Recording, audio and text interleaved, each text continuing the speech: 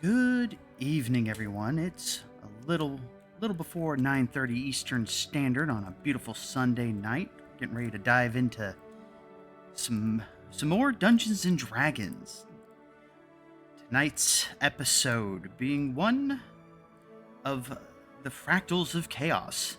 Jet lag is the worst. But before we get into that, let's do our ad for tonight's sponsors. Once again, we are sponsored by the lovely ladies over at thegrumpycookies.com. Are your shelves full of dust, but not enough dragons? Is your hoodie too normal and suspiciously not ninja? Excuse me, sir, I ordered cooler nerd stuff and all I got was this muggle mug. Fear not, frazzled fandom friend. Step into the chaotic wonderland of the Grumpy Cookies. At thegrumpycookies.com, we're baking up bold, sarcastic, and nerdy gear for all geeks who know that rolling a natural one still deserves style. We've got t-shirts, pins, stickers, hoodies, sassy stuff for D&D dice goblins and chaotic neutral coders, sci-fi snobs, anime addicts, and more. No gatekeeping, no bland fandom, just glorious grumpy geekery. TheGrumpyCookies.com. Get nerdy, get snarky, get cookies. No, just kidding. Not actually cookies. We checked. But with that, tonight's episode of the Fractals of Chaos.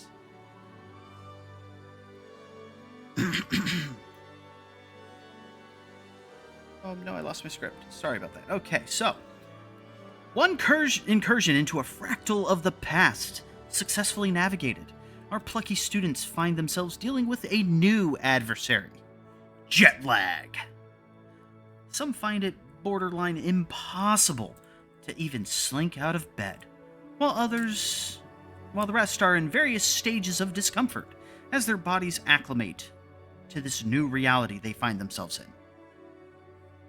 With that, let us slide into the chat. I will give a disclaimer.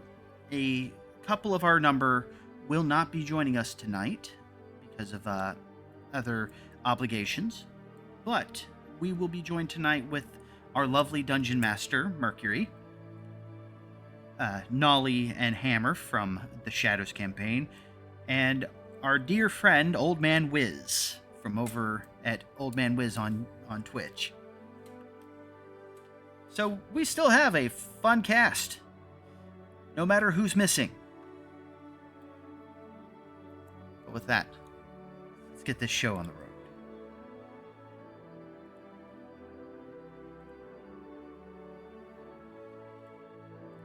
I have far too many buttons to try to click. Hello, my friends.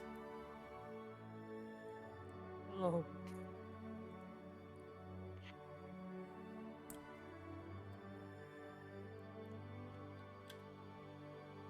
Bonjour, DM. The floor, it is yours. I can hear you talking, but no one can hear you. Oh, there we go. All right, you should be able to hear me now. All right. As you all wake up from your slumber, a meta thing flashes before you that says 6 days remain.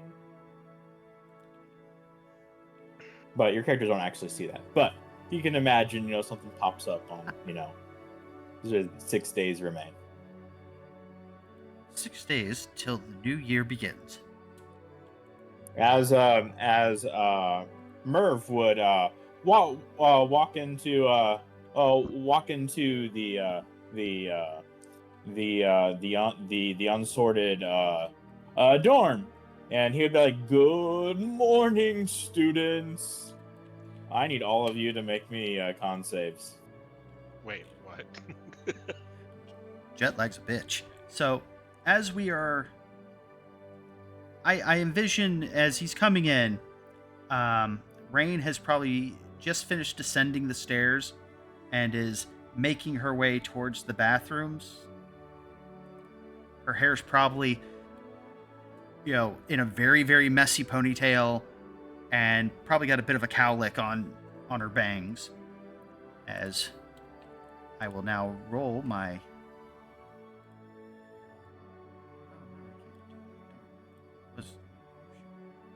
Oh no, I got too many moving parts that are geeking out. Okay. Let's go. Oh, that was terrible. No!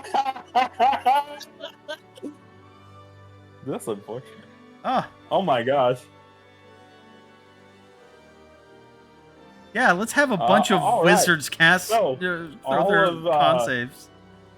So so all of you all get as you all are going about your task, you get a small hint of a bright light flash before your eyes before you feel your stomach twist and turn.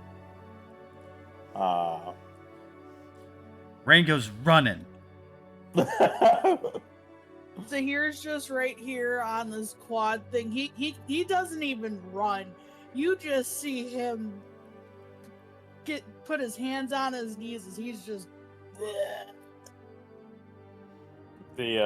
Any who veer near the bathrooms hear a cacophony of unladylike noises.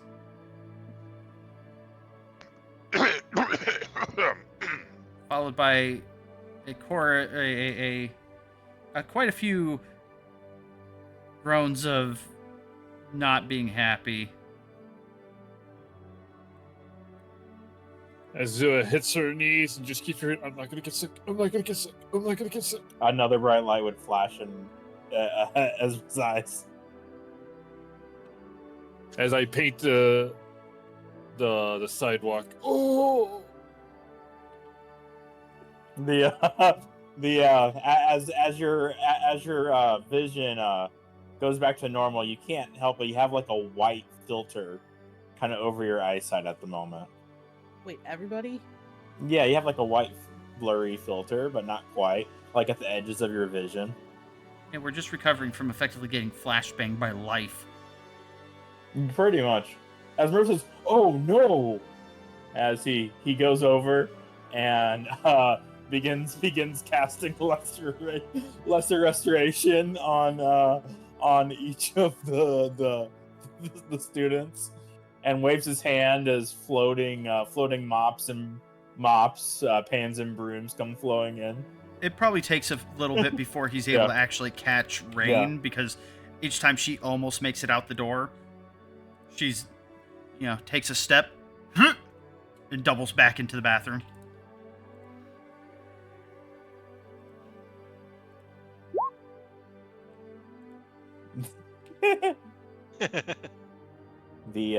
He says the astral plane really does a number on the uninitiated. Your feelings should pass here momentarily.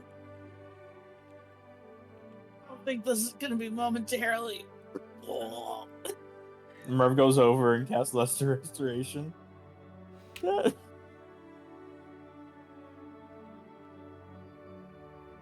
Eventually Rain kind of comes out very, timidly, as if afraid to travel too much further from the bathroom. Mer rushes over and instantly casts lesser restoration. Just a very quiet, thank you. You all, I guess the attendant should have warned you this might happen. Don't worry though. You're not the first, and you definitely won't be the last. That makes me feel so much better.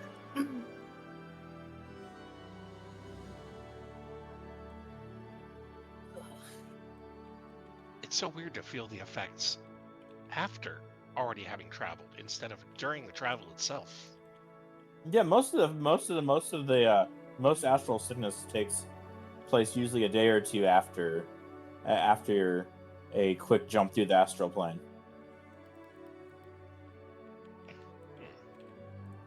Curious. Note to self: astral plane, uninitiated, puking. I don't want to do it again.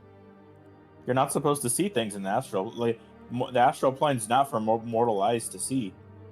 So the body reacts in such unexpected ways. I would have expected, or at least tried to anticipate, or I don't know what I'm saying, but being that my kind is, half infernal, I would have thought that I would have had some kind of resistance, but I'm affected just like everybody else. Even our Gith friend here, who is from the astral plane. Doesn't matter where I come from, I still have to travel just like everybody else. I think she's about to blow.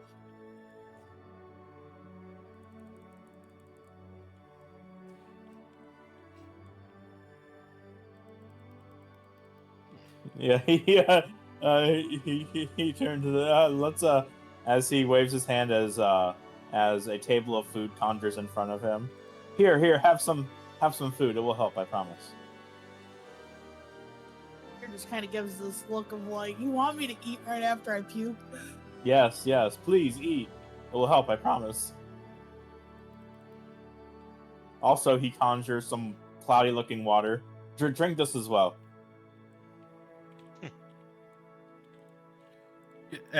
Rain does not push back because, honestly, anything's better than the way she's feeling at the moment.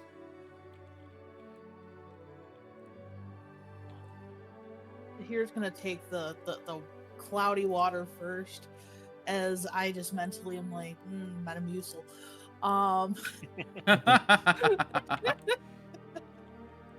Just kind of drinks that first, just because it's like he doesn't. If he's regurgitating anything, he'd rather have it be water first before he actually has the more solid stuff. I'm going to ask, are there bananas on the table? Yes. Yeah, that is exactly what Rain goes for.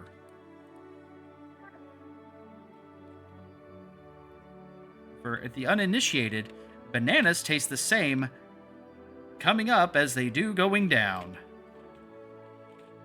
Those of you who drink from the cloudy water would taste probably the most disgusting thing you've ever drinking, to a degree, but you would feel instant relief. God. I'm sorry, my IRL familiar is barking. IRL familiar, I love it. She's being a thing.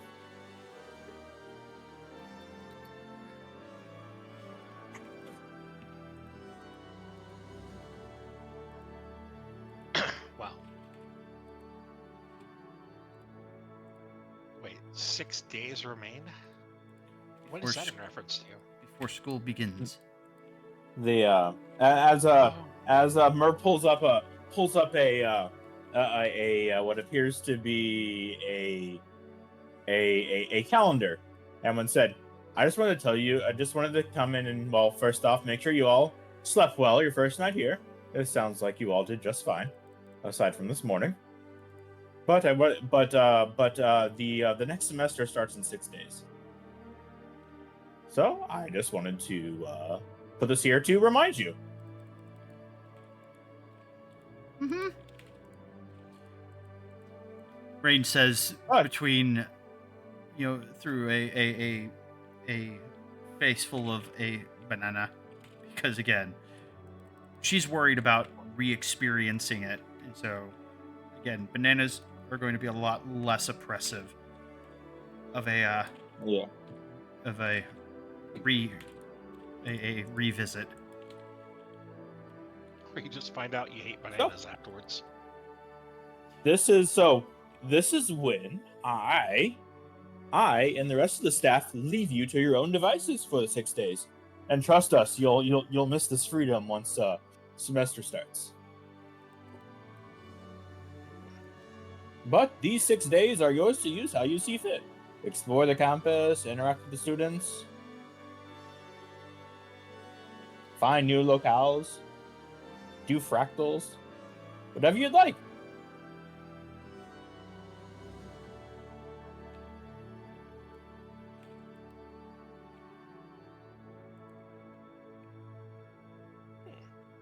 So we're free just to wander as we please. That is very much correct. Yes. The only thing off limit is the restricted section of the biblioplex. Okay. He goes over and hands each of everyone a it would appear to be a jade stone that isn't the carvation of the Strixhaven school icon. These are tokens. We require all students to have them on at all times. They will prevent death by magic while on campus. So we can still get stabbed. Yes, it's not infallible, but it What if will it's a when you're in magic sword? but when you're in class and in like combat, for instance, if something were to happen, a misspell or something fires the wrong way, oh, you'll be fine.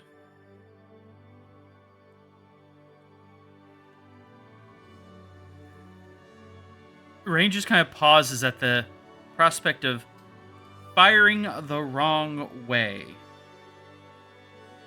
It's happened before. As Murph turns.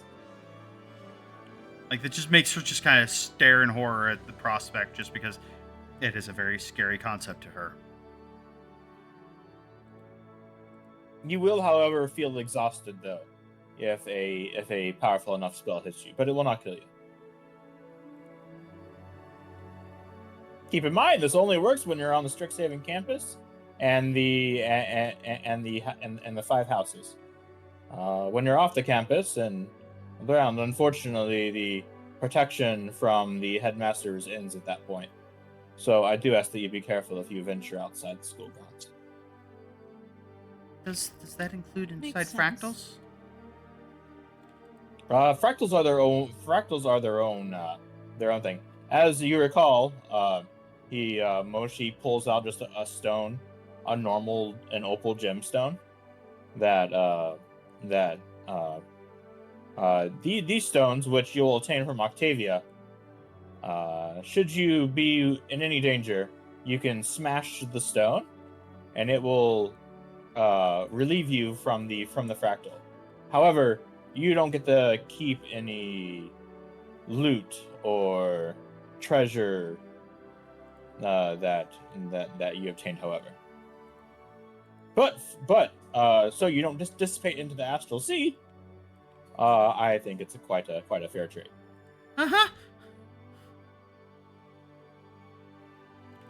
You still get to keep your knowledge though that you learned from inside the fractals though, which in itself is useful. She kind of nods in agreement, but she's still just kind of hanging on that whole, not getting lost to, effectively oblivion.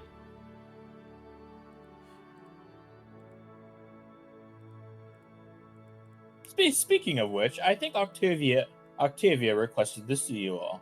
I think she has another fractal prepared for you all. Is she trying to test us before we actually have to worry about it full time? Possibly. It's hard to say, a creature of her being. She works in very mysterious ways. Rain kind of nods and then would probably... I'm assuming there's possibly like a carafe of coffee to pour off. Yeah. There's... This table's filled with very many drinks and food and the like. Yeah, she's definitely going to get herself a cup of coffee. She's still in recovery mode. While you students are all out enjoying your day, I will tend to your 2 bed-ridden comrades, who apparently have taken the worst of it.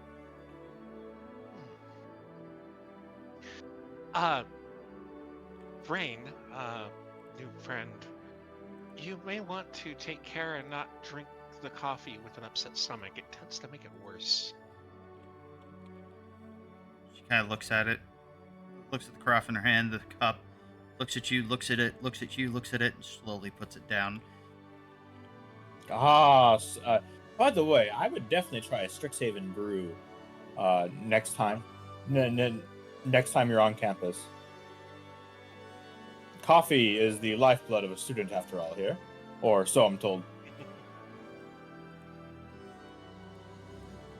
She visibly makes mental note of that suggestion. As he says "toodle-doo" as he goes up the stairs to where your two comrades are located. And my headcanon is that he opens the door going, "Good morning!" and we just hear an echo of, "Ah!" Yeah. Good morning. Tears over here making a smoothie before we potentially go out, like nice and easy on the stomach. You would hear the sound of a door open, and Murr would quickly come down the stairs, and he would put a parchment on the table before skittering back up. I forgot to give that to you. As he goes back up, your friends are in need of urgent aid. It would be a lovely animated map of Strixhaven. Oh, look at how cute it is! All the people and everything would be moving, by the way. That's a fun idea. In different one.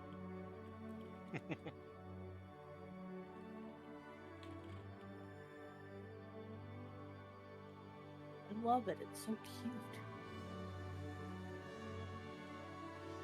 The monks look like waterbenders and airbenders at the same time.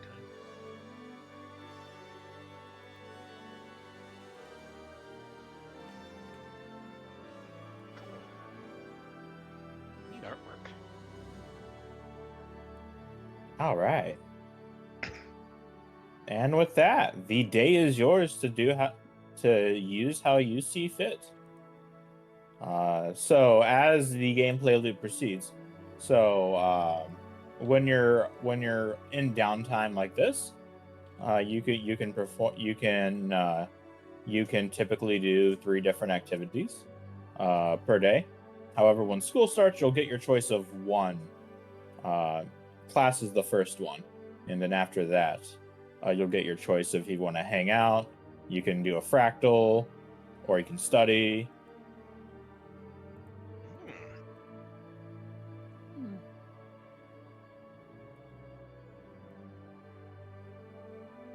For the record, unless the fractal directly deals with one of the subjects in question, you guys are gonna have to basically pry Rain into doing fractals. Very rarely will she pick it over studying. To make things smoother, so we have less split the party. It will be a majority vote on what the party does. Oh yeah, no, I was just saying for role play away from it. value. Oh yeah.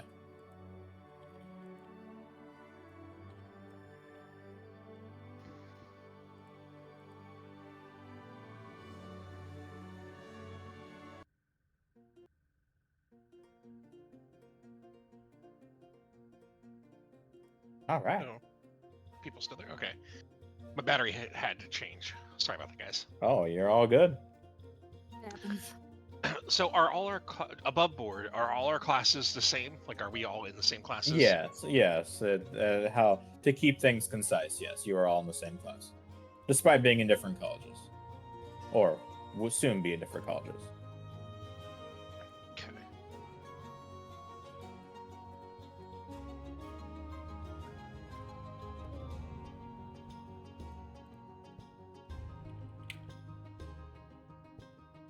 There is if you were to exit the portal that leads out of the dorms, you would appear in the Archway Commons. Just by the way. Yep, great. Also, if I get slightly distracted. Dog. Well, as much as I really do want to explore, let's go ahead and see what one of our newest friends has the wants from us. Yeah. Rain kind of sits there, dusts herself off, makes sure she's got her satchel bag with books and stuff all prepped. She doesn't have all of her stuff with her, so she doesn't need her disc floating with her. But after double checking herself, triple checking herself, and most likely getting intercepted by Sahir before she quadruple checks herself, Quad check. she will Look. be traveling with you guys without any resistance further. I was about to say if she's going on that fourth check, so here's just gonna just kind of pick her up a little bit and be like, nope, time to go. Time to go. Otherwise, we're that gonna go elicits a into the- If I don't do this, we know we're gonna go into a quintuple check. not that bad. If we had to force you away, I was going to make the stupid joke of, come on, we understand you are what you eat, but that's overdoing it. Snack, snack, snack. God. Damn. Damn. I got no response. Is Essa around? It's who? Says around. Oh, there you are. Yeah, I've just said a few things. Thank you. Oh, I wasn't paying attention. I was getting some food. How are you doing? I'm good. How are you? Better. Now after that lesser restoration, who would have thought? All right.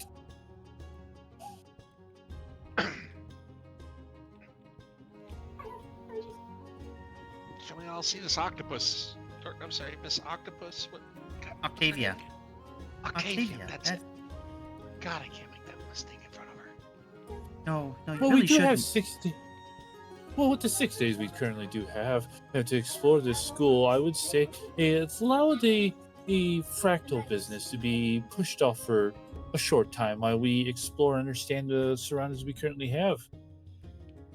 I believe that should be a task after we've made ourselves a little bit more understood of the area we are in. I do believe that part of orientation, once school starts, will be giving us in-depth tours of exploring the campus for better understanding of where we need to be, when we need to be there.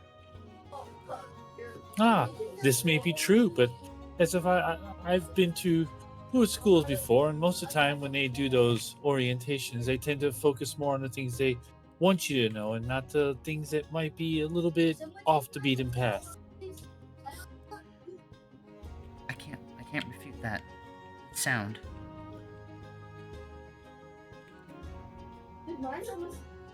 I don't know about you, but this coffee refreshment they keep referring to, oh, I would like to indulge into it. Would anybody else like it? I mean, considering our, stomachs are probably faring well better than some others. Well, the list restoration did help greatly reduce the ill effects of that. And I do need to retain some more sustenance. So, I believe that the Fire Jolt Cafe was what they referred to?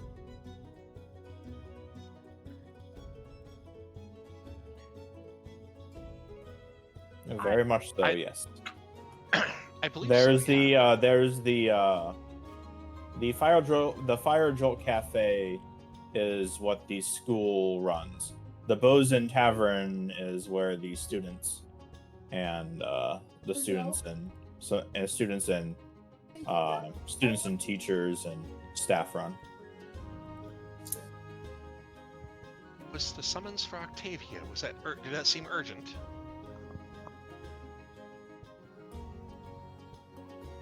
Oh, from what I know, she just had a fractal ready for us. I do not believe it had any sense of urgency inside of the letter, or stated. I mean, they did say that the Biblioplex is technically open all day. Just be concerned if you're there at night, though, if I remember correctly. Your encounter with the Inklings have told you that much. And also, I know we all have not decided in what course of a college that would make us feel more at home. We could possibly visit some of them as well and speak to, well, the students of the area. Get a more understanding of them.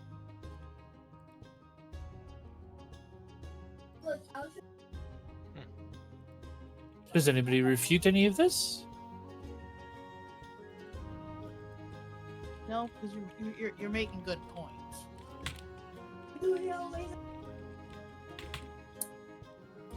Well, since I hear no disagreements, I say, hey, we head off to the cafe then first. Lead the way, my musical fellow. We'll say there's one thing with Octavia. Fella? She is kind of stuck Fellow? in the biblioplex, so What is the feminine version of fellow? It's not fella. That's the same thing. lad's another word for fellow. Lass? But that's more bumpkiny, isn't it?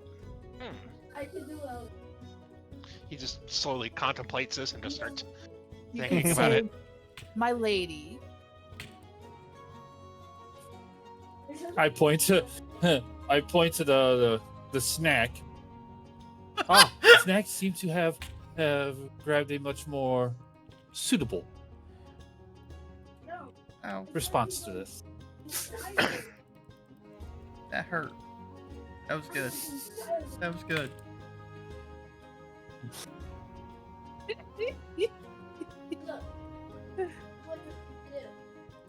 Jeez. That legitimately All right. hurt my ribs. So, are we headed to the Fire Jolt Cafe or Bo's Inn Tavern? The Fire Jolt Cafe, because coffee. I've heard this refreshment is indulgent worthy. All right. So the party would depart through the through the portal, which they would appear in the Archway Commons. Not far off the beaten path from the Archway Commons, the party would find themselves outside of the Fire Jolt Tavern. It is not nearly as, how can we say, run down as the Bosun Tavern is.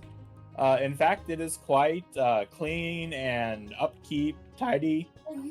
Doesn't have, your saloon like doors. In fact, it's double set of doors. You see students carrying trays of food in and out. That's what you do. You clearly tell where they spend money.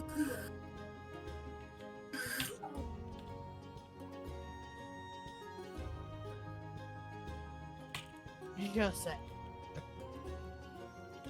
Where'd the money go? There. And there. What did you do? The dog just ran into here. I didn't even see the dog was in here. Well, something dropped, and then she just ran like a bat out of hell. My familiar's back. Give me a sec. That's My never, familiar's back. that's never not going to be funny. No.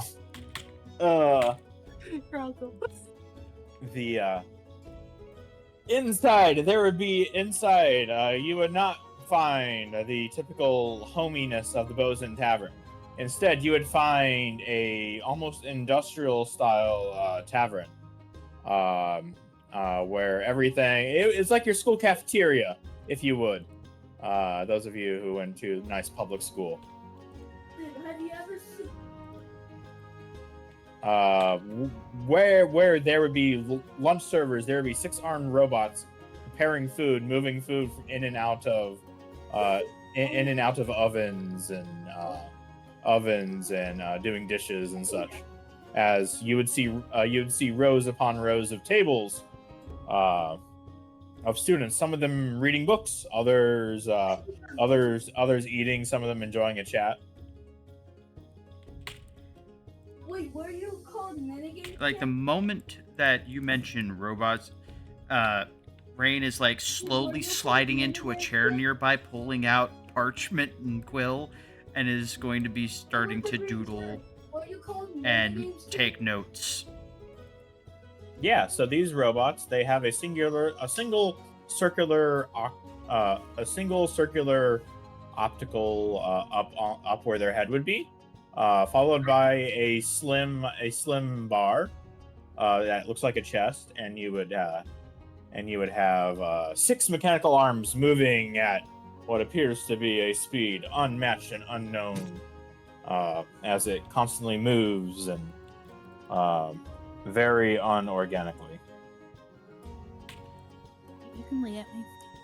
There's just Azula. quiet muttering from Rain as she's staring. Anybody that leans in listens to her can hear her muttering about theories as to how do they work. As Azula's eyes kind of go wide and then smiles. Oh, I've heard of these. As she flips open her book and scans through. These are the Warforged creatures, correct? As I look to the party, The what? I don't believe, Warforged creatures. I don't believe they are. I thought you said wolf. I'm like, what? No, The something to note: you were not greeted like you would like Bosun Tavern or normal tavern. Everything's very to yourself. The robots don't even acknowledge your presence. Well, assuming- oh, go ahead. No, No, you go ahead. No. No, you go ahead. There's I'll post a picture, by the way. Oh, nice. Hey, I have the book now, so I got all the reference arts. Ooh. As I look, from what my notes have stated, they are creatures made of metal, wood, or other creations that become basically movable and are autonomous to basically move about and do menial tasks that most others wouldn't, and some even have pure sentience and live lives. Are these not what these currently are? Am I mistaken? I don't believe They they could be are. automata. I think Warforged are alive. Yes, Warforged have sentiency. At that point, Rain kind of folds the book closed and would scurry forwards a bit to closer to one and go, "Excuse me," trying to see if it would respond. You see its two ocular eyes turn towards Rain as it says, "Scanning student ID. Student Rain, house unaffiliated. How can I be of service?" I was just curious if you had sentience. What is sentience? Understood. Thank you for entertaining my curiosity. At which point she kind of turns and... Because one, she's not really sure how to articulate that in a way that it would understand. And also she's not certain that the way the answer was delivered, she's doubtful that it has sentience. Theo will step in where she stepped out. Please forgive my friend. She's never met one of your kind before. Sentience. Forgiveness, such is not needed. What can I do for you? So, you asked a question. What is sentience? It is essentially self-awareness. What is self-awareness? Oh. That is hard to define. Irrelevant to require- conversation. Do you require substance? Yes, please. What can I make you? Ooh. We would love have a nice, good we fruit have punch. simple sandwich, Strixhaven brew, a salad, poultry. Poultry salad sounds wonderful. Wonderful. I shall make you an Augustus salad. In Augustus? I get it. I get it. As suddenly the robot would twist and turn, and suddenly in a blink of an eye, you would see grilled chicken just instantly appear as it instantly chops it, as it chops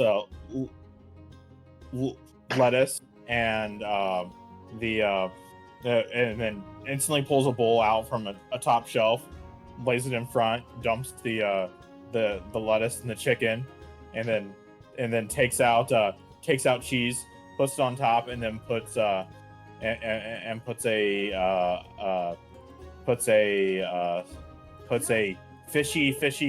fishy smelling dressing on top before handing it over. Above game, I was hate you brutal. for that. That was so good. I will wait till Yeah. after game to ask if anybody else understood the reference. I understood it. Okay. Okay. Yeah, you're welcome, right? Yeah.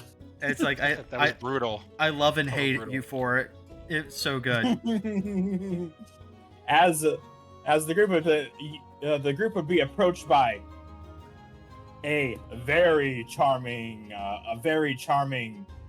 human wearing a nice blue, what looks to be like a, I don't know, like, you know, like an Elvis Presley style blue shirt with red red undertones. He has pulled back, slick orange hair. His eyes a light blue. The very definition of Milady. As he walks up and says, "Ah, you must be new students. Welcome to the Fire Joel Cafe. I see you're eyeing the robots." The automata seem to be very efficient and well programmed. Aha, yes. Where do I begin? I forgot my manners. My name is Quintilius Antiphanon Melanator III. I'm gonna call you Quam. Ah, Quam, perfect. I am from House Prismari, and I just happen to see you all here. Look like you're stunned for a first day here at Strixhaven. So I take a bite of my salad. It's pretty good. A second, but close enough. Man, you all should try the Strixhaven brew. It's the dirtiest coffee you'll ever taste, but it does the trick. Like, Rain Even was after a still morning of focused. astral sickness- Sorry. Go ahead. Oh, I was just gonna say, even after a morning of astral sickness, Oh man, I remember my first astral sickness. Whew, man, I was down. I was out of the count for 2 days. sounds familiar. I'm sorry I interrupted you there, Rain. No, she was focusing on the robots again until he mentioned the brew. And she looked like she was about to ask for it. Then he mentioned it being the dirtiest tasty thing. And she slowly turns, looking like she's now second guessing any decision that she hadn't spoken yet. As I stare at this human, I slightly cock my head. Dirty? Why would people do this to themselves if it has such an awful taste? It works, he says, to be completely blunt. I'm sorry, I do not understand. It works. What do you mean by this? It definitely gives you the energy you need, especially powering through a session. Oh, it's a stimulant then, is what you refer to then. Understood. I mean, it can be. It is coffee, though. It's not cheap coffee. I wanted nothing special. I mean, cheap coffee sometimes is the best thing. Low tea's much better. A booming voice would appear on the other side of Quintilius, as you would see a humanoid elephant, a Luxodon, come up from behind him, dressed in plate armor and has a tabard across him. His tusks are adorned with like gold jewels and chains. As he says, Rampart, there you are. I was just checking on the new folks, making sure they're acclimating okay. Rampart turns and says, yes. Hello, new students. No. Like Ebony's like, or not Ebony. Sorry, I was looking at notes. I'm sorry. Anyways, Rain looks up and is just processing that elevation difference. She's used to most people being much taller than her, but this is a leap. Yeah, he's tall. How tall is he? He stands about 7 feet. He's wide. He's wearing centuries old plate armor. And he has a sword strapped to his side. Very, very ornate. However, you would see a seal around the blade. It's peace-tide. I did not expect to meet a member of the Pachyderms so soon. It's a pleasure to meet your acquaintance, Lord Rampart. No, I'm simply a first-year student along with my companion, Quintilis here. In that armor? Yes, my family comes from a long lineage of proud mage warriors. Well then, cheers to you, as Theo had quietly ordered a brew to be the guinea pig, as he looks over at Rain. Yay. Cheers, and has some of the brew. McDonald's coffee. Hey, don't knock that. I know some people that love McDonald's coffee. I know some That's people the who best try to stab each other. That's the best I can describe it. So It is the farthest thing from premium. But for some people, it hits the spot. But you would feel a rejuvenating feel as your body becomes warm, and you would feel energy being restored to your form. And now I have Brendan Fraser's George of the Jungle in my head.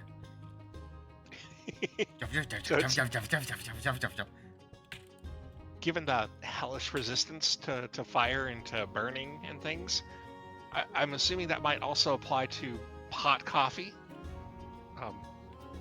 If so, I will just down the coffee. As Rotan says, "Hey, Luna, come over here and introduce yourself to the new students." As you hear a, "Okay, Rampart." As you would see the most would simply appear to be the most gothic of elves, if you would approach. As she says, as she waves her hand, she's wearing a choker with 3 red gems, piercings on her nose, lip, ears, long flowing silk black hair. You would feel an uneasy attraction towards her, regardless of your gender. I'm gonna ask the question. I'm not gonna ask the question. She's the darkest non-dark elf. So, Yeah. That was not the question. Why? What? Sorry, we couldn't hear you. That was not the question I was gonna ask. like, Rain's just kind of hiding behind a book, peering over the top of it. She says, "Yeah, students, how's it going? Enjoying the school, I guess?" Well, this is our first time of entering out. So, from what we have seen so far, it is an intriguing adventure. Remember those? Luna, ever the quiet one. Don't let her quiet form fool you, though. She is quite the singer and singer and songstress. Rampart, not now, please. He says. Oh, well, one with such elegant physique does not have to stand out with her voice. Yeah, I guess. Those of you upon further inspection, I guess it would be you would realize that she's a Dampier. Oh, okay. Well, I don't mean to be so forward, and so if this is considered rude amongst your culture, but what colleges do you all attend? Quintilia says, Prismari. Rampart puts his hand on his heart and says, Lorehold. Luna says, Witherbloom.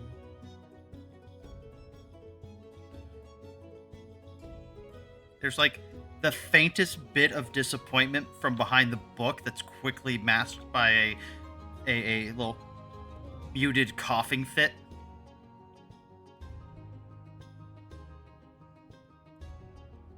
Here just kind of looks down to make sure she's okay. Like, And when he looks down, she just kind of peers sideways from behind the book at him and just mouths shut it before looking back to the others. Again, still hiding mostly behind her book. this person is left like, damn. Quintilia says, you're not going to find much in the way of fun here at Fire Drill, just your typical run-of-the-mill cafe. It is nice, though. They don't charge you anything here. Being a student, the lunch is on the school. Ah, very good. So, do they have a large assortment, or is it very limited in what they can give to you? There's a lot of things on the menu. Actually, you just have to know what to ask for. The automatons, they can pretty much make anything, really. Keep in mind, it's your typical fastest food, so it's not always the bestest quality. Pretty plain, bland sometimes. From where I come from, bland is basically how everything is prepared. If you can have flavor amongst it, it was considered a delicacy. Remember this? It sounds like a good meal indeed. As he slams his fist against his plate mail. We actually were just on our way to go try out some fractals. Yes, we must be venturing out there eventually as well. Well, do you know which fractals you'll be doing on your occasion? Yes, we are currently experiencing let me find the fractal that they're participating in really quick. We are participating the history of the Sledgemoor.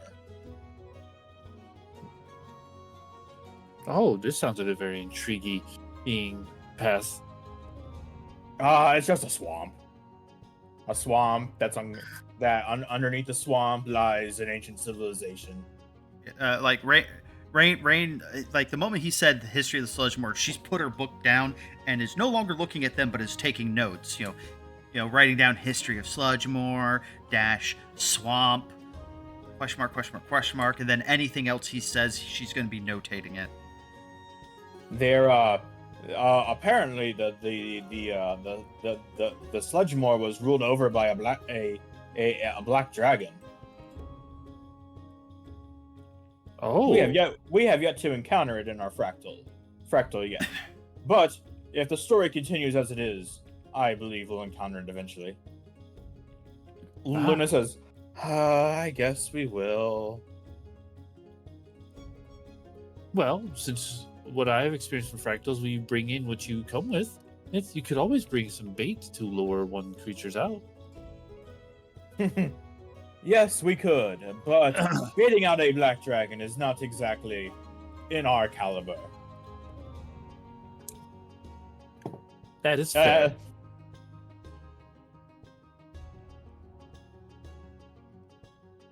So is it common for multiple students from different colleges to venture out with one another? Yes, of course. Aside from the specialty teachings that the dorms do, most of the colleges, outside of the rivalries, of course, all work together. We're all students after all. We all take the same test. Ah, great. So it is highly encouraged then. Yes, indeed. I turn back. So we will be probably spending more time with each other, hopefully. As I look at the party. Rain gives a fairly enthusiastic grin at that prospect, as she kind of beams at her friends gathered. Well, since we are still fairly new and we are trying to understand, and anything interesting about your colleges? Because I know when we go to who are choosing any of them, we have a point where we're allowed to emphasize on what we would prefer. Anything that would intrigue us to come to yours? Prismar says, as he motions, explosions. To which Rain immediately looks at Sahir and snorts. And then Rampart says, history. Building a museum's worth of collections and learning from the past. And then Luna says, I don't know. I get to play with life and death, I guess. You totally missed the chance of saying I can play with dead people. What's in the end? I can play with dead people.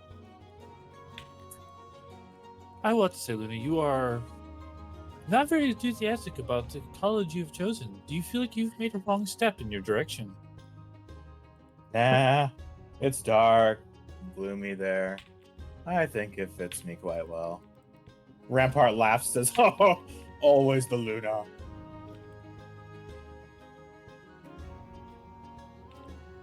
We're all, Quintilia says, we're all first-year students, which will be the same as you all as soon as you go through your orientation.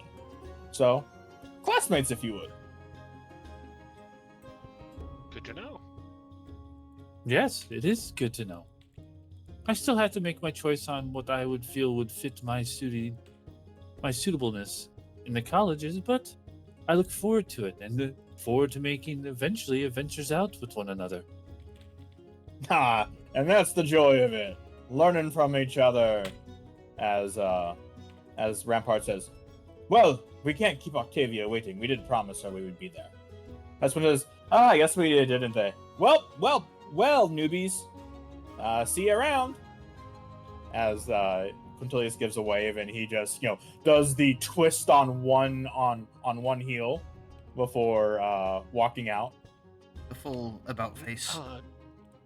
Does the Luxodon gentleman, does he make, because of the types of feet, how flat his feet are, is he rather stealthy with it, or does he actually make quite a bit of noise? Or he's wearing plate now. He is not stealthy. Or I mean, I'm going for vibration. Oh no, he's an elephant. You'll feel him. Okay. Feel him a mile away. And then as Rampart gives a wave, and as Luna departs, she kind of flicks her Silky, the long silky hair, to the back and says, "See you around, I guess." As she departs, her near vampiric like dress flowing behind her as she walks out.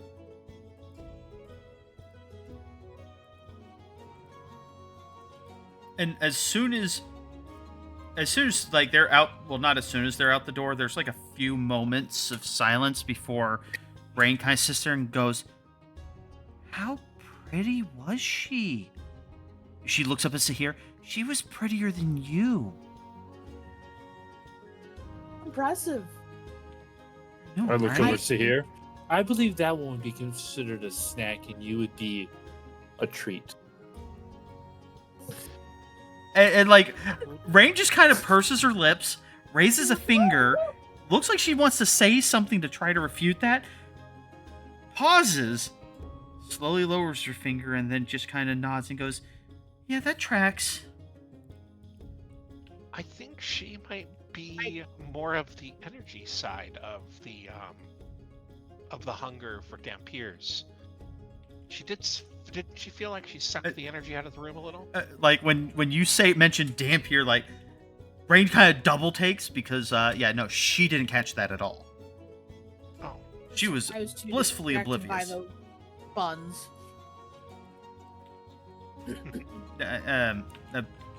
For everybody else's information, I rolled a wisdom save to see whether or not Rain would be able to resist the pretty, and she failed.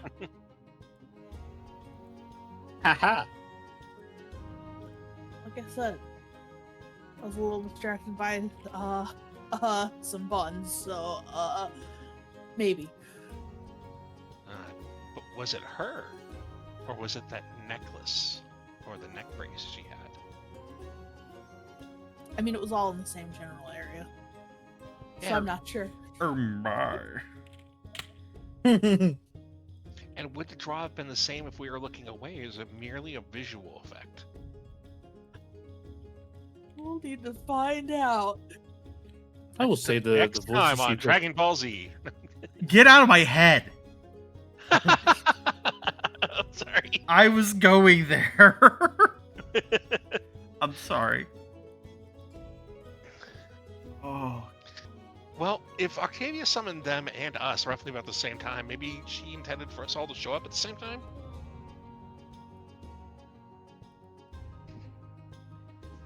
mean, I believe your possibly. observation is quite accurate. We could always go there. We still have plenty of days to wander the school. We could go there first and interact with said fractal and, well, move on from there. As I look down to Rain, are you alright with that one? yeah.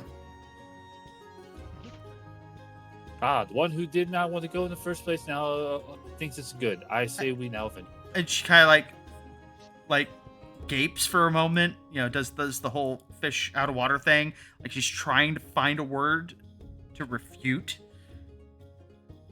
and is failing miserably. Before she Got just you kinda- good. Before she just kind Got you good. of folds her arms. And, is gonna say nothing else.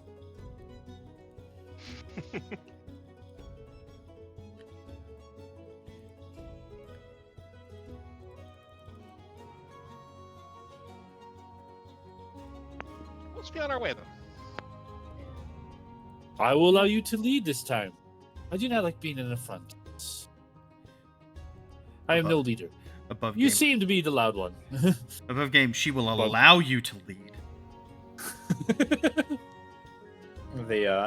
So the party would depart. The fire jolt the fire jolt cafe. Where in the world does it keep saving my stuff at? Give me a Question. second.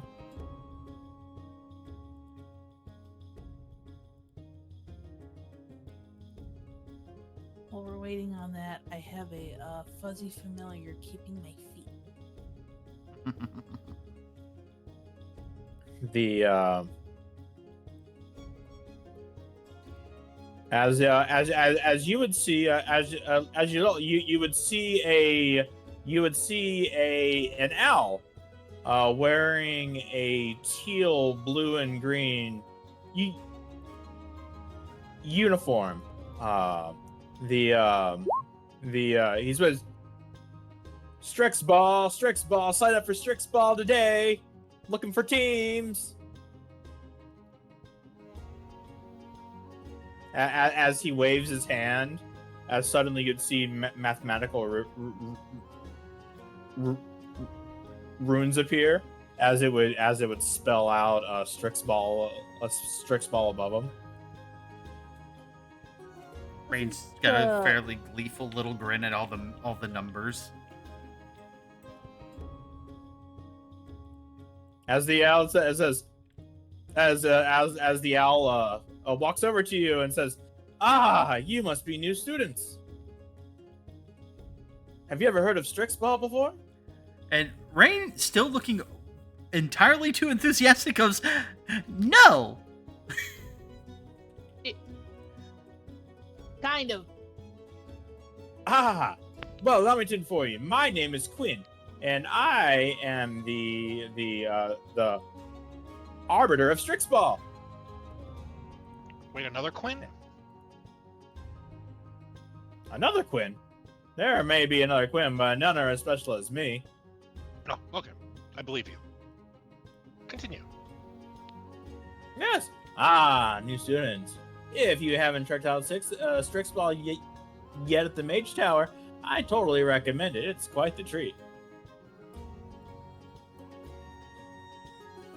If you head over to the stadium, I believe they're doing a game right now.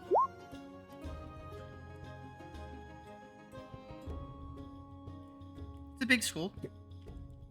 And unfortunately, as unsorted as you are, you can't sign up yet. But when you become sorted, we'd gladly accept you into the bout.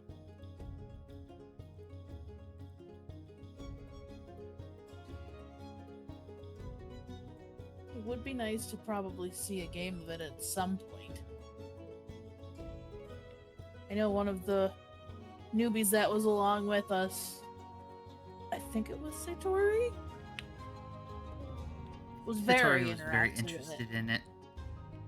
Yeah, he says, "Oh, like I said, my name is Quinn, and I'm a second year Quandrix student. It's a pleasure to meet you all. I hope Strixhaven so far has been quite the treat. Probably a bit much to take in, to be honest with you. At least it was for me."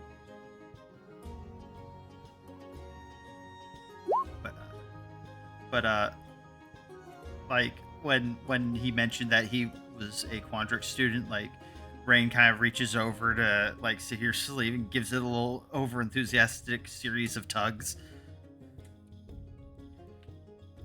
Simply because he knows. Quandrix, yay. Here at Quandrix, we tear apart the fabric of spells and weave it anew and distill it down to simple equations.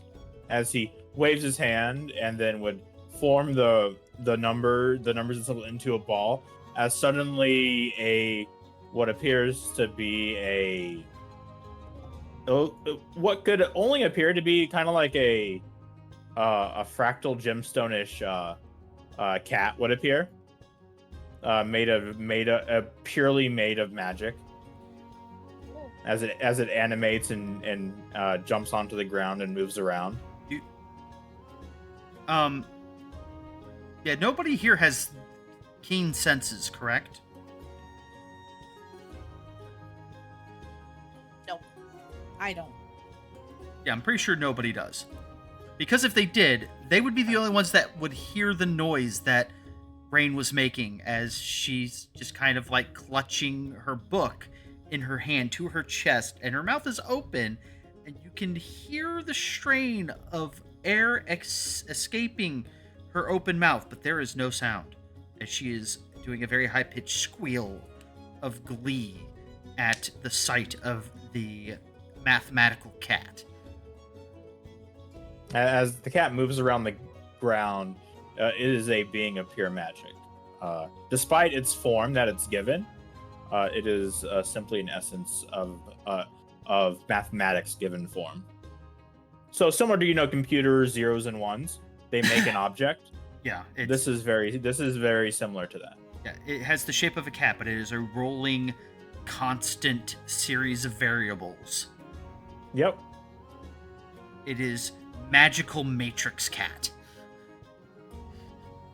Above game, I know exactly what it is. Rain has an idea of what it is, and Rain loves the idea of what it is. As Quinn lets the cat jump up on his hand before the cat jumps up and then curls itself into a ball before dissipating into numbers and vanishing. As soon as he does that, Rain composes herself and she goes, "I will be learning that." It's one of the basic skills of a Quandrix student. Learning how to manipulate, breaking down magic into its appropriate equations. And I will be learning that. She's stating it. It is fact. Wonderful. Well, if we do become classmates, it'll be wonderful to work with you. As he gives a bow and turns his cape around. Well, I gotta go recruit some more. See you luck. around, kids. As he turns his cape around before departing. And as soon as he's basically out of earshot, Rain grabs both hands onto Sahir's arm and shakes him fairly violently with her level of excitement.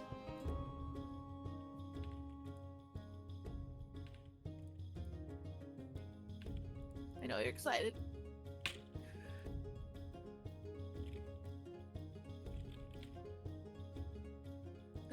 He is being very shaken right now.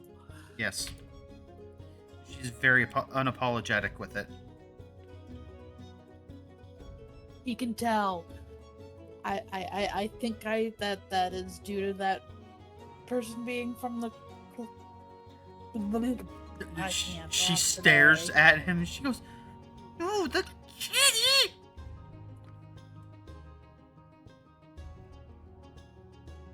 I don't know. Did my microphone pick that up? No. Oh, he was about to say use your words to enunciate. She goes, no, what she says, she goes, "No, the kitty!"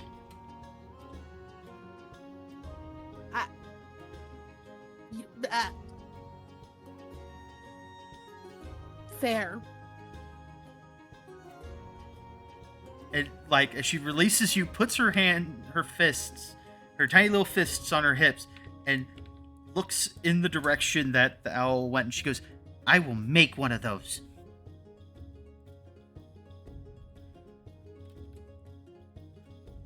She has a goal. He looks towards the direction of the owl with the kitty. I believe in you.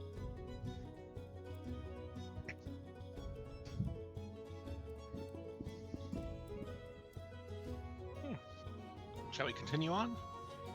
Yes. Start heading off towards The Biblioplex? yeah, where Octavia is. We have kind of probably. Well, she is just kind of stuck there. So I'm pretty sure she'll be okay.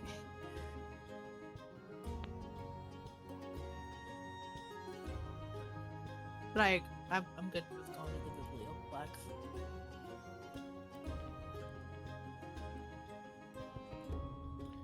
The whole time, Rain's been just kind of that we're going. Rain's just been quietly muttering to herself, almost exclusively about the cat, about how she wants. This thing that's very cute. She like she you hear snippets of stuff like never summoned one before, and then mutter, but now I have a goal, mutter. It will be amazing. So while he's walking away, he's kind of smirks and actually we'll be throwing a firebolt. Like we'll just sort of play with throwing a minimal firebolts in the air and then use control flames to interact them together, and then throw them out and use some rays of frost to try to just target practice.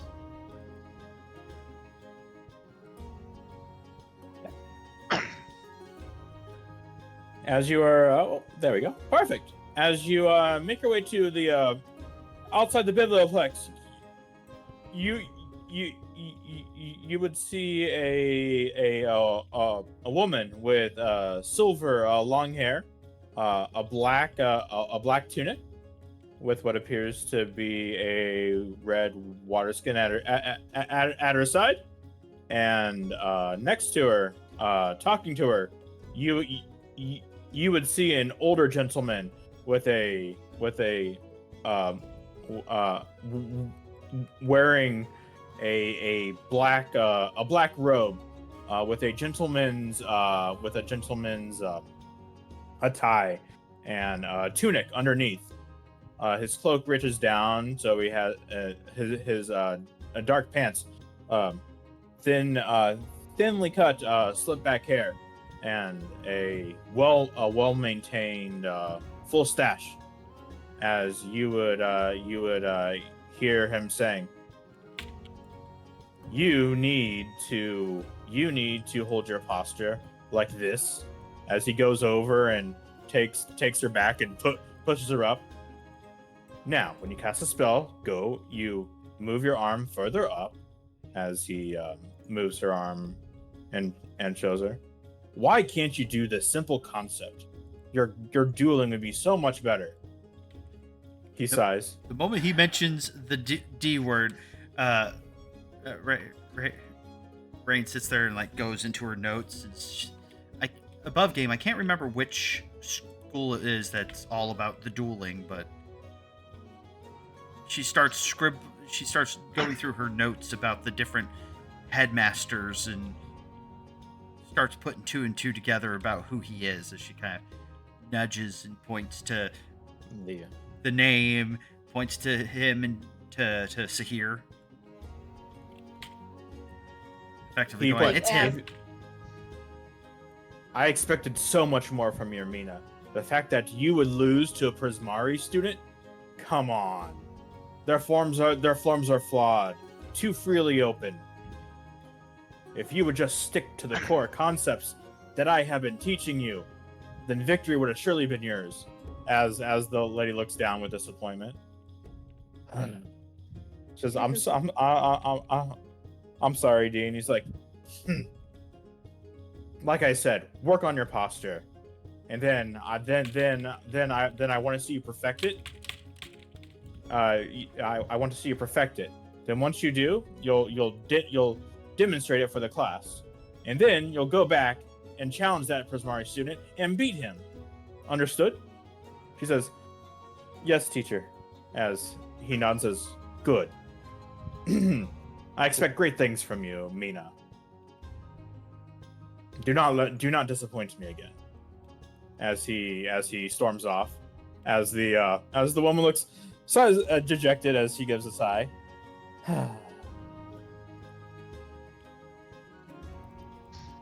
Just kind of looks at Rain after she pointed at the dude. She's like, am I that much of a jerk? Try to cheer her up a little bit. I'm sure he means well. Yeah, she says he just has a way of doing it. You know, he reminds me of the dad I never had. Always pushes us, you know, be the best we can be. You know, doesn't accept anything less than perfection. Was he of the regular wizardly school of magic? He seems he's I'm sorry. No, go on. Sorry. Oh, I was just thinking he seems to be the type to have gotten his skill through extreme hard work instead of natural talent. Yeah, he's the oh, you must be new. I'm sorry. That's it Emberose. He is he's one of the deans of Silverquill. He is the teacher of dueling arts. And when she confirms the name, Rain kind of again gestures to her book to Sahir, pointing to his name in the book for emphasis. Oh, the dean's name? Yes. And I apologize for not introducing myself first as well. My name is Theonius. Feel free to call me Theo. And these are my friends, Ezza, Rain. Hello. Rain just kind of does the little finger wave. Sahir, otherwise known as Snack. He just gives the flourish, the bow before kind of like flipping his hair a little bit. Especially at the mentioning of Snack, to which there's some sputtering coughing coming from Rain because she wasn't anticipating that. My name is Mina Lee. I'm a second year Silver Quill student. And to which As you could surmise, I lost I lost the duel with a Prismari student, and that is a stain upon Silver Quill refuses to have. there's a So I got a good lecture. to which Rain kind of frowns. She sister. She goes, the only problem with the logic of expecting perfection is if one is already perfect, one needs no more instruction. We should never be striving for perfection. We should be striving for better than yesterday. That's how we get to perfection, after all, I guess. Which she nods emphatically. Over yonder, there would be another owl. This one, as opposed to the more masculine owls you've seen, this one is tall, slender, pure white feathers, almost like that of an angel. Her talons are a white with black claws. She is wearing, in stark contrast to Emberosa's, black cape, she's wearing a half-cut dress with a silver quillish design, very long tail feathers.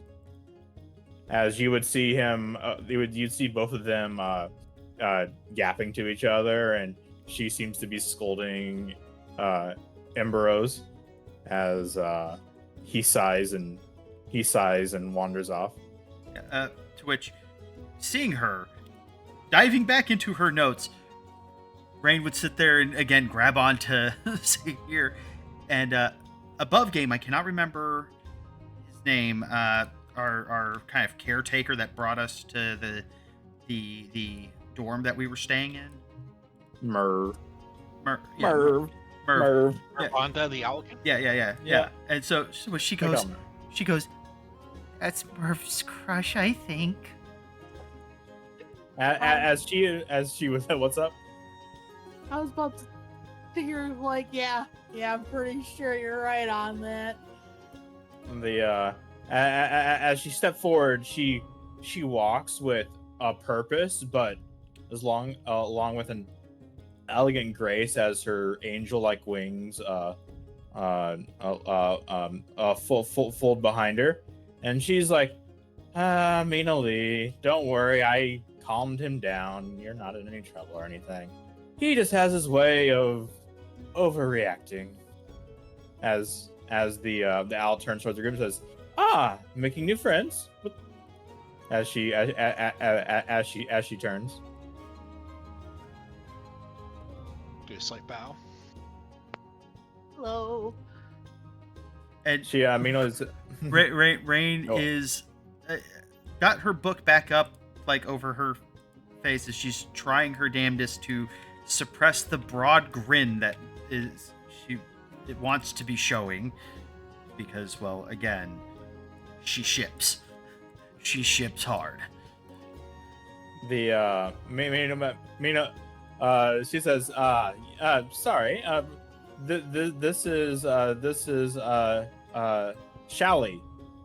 She is the other dean of Silver Quill. She is the master of the counter arts. You all will get. She smiles and says, you must be new students. We will all definitely have lots of classes together. You'll get to know me very, very, very well in your first year here.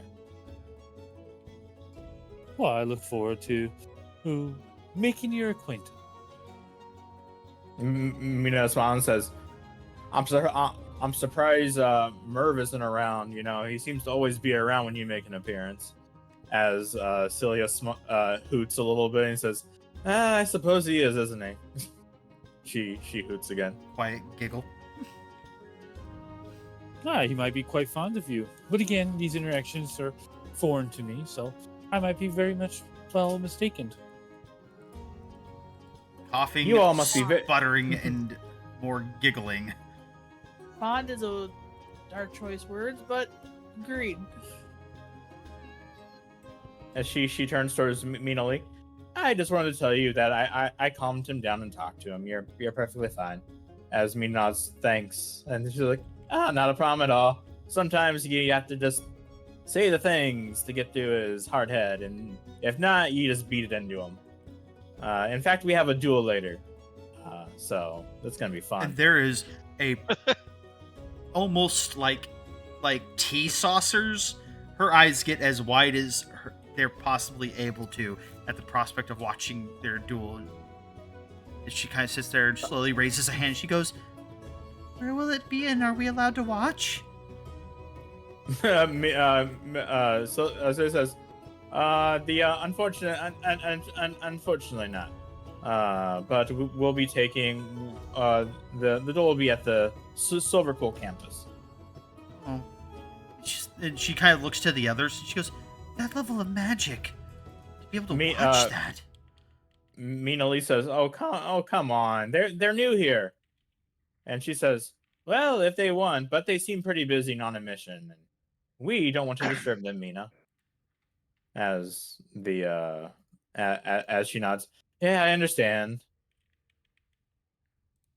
Judging by the other dean's hot head and your necessity in cooling it, I'm pretty sure there'll be more than one of these duels in our future. Ah, yes, magical duels are how most of the students settle their differences here on campus. Doesn't seem too surprising. But are they honored? That is the question. I know some people who duel and then don't honor once the duel is over. Is this enforced by the school? It is. Once a magical duel, the within reason, of course, by the deans, the winner of the duel is deemed in the right. And what are these limitations to these duels? Well, first off, they have to be done on campus, as to have the strict site embold its protection.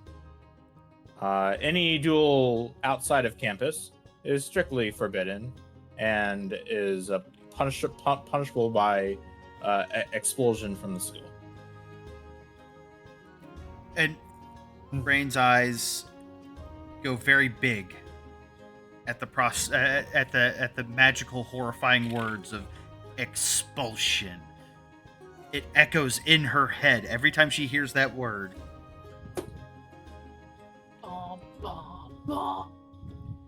And then one more question, due to the fact that we are speaking of duels. What happens if something is initiated without a duel being classified? Is that still honored, or do we consider that a too rambunctious?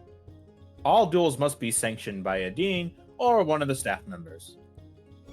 You see her become more proper. This is a very serious thing here at Strixhaven, and thus violating it is very, very and strictly forbidden. And Rain is very emphatically nodding along. I just wish to make sure I don't step over the line if a student, should happen to have a disagreement and one uses magic. That would be considered a rule breaker. That is all I wish to know. There are students who decide to hide in the corners of the biblioplex or in the shadowy depths of the Bows Inn Tavern that participate in these unsanctioned duels. We, however, have been trying to get rid of it for a while now, but the problem lies much deeper than we deans have the ability to find. But I suggest you not participating in such things. And Rain is very emphatically shaking her head, like in agreement of no, does not want to participate.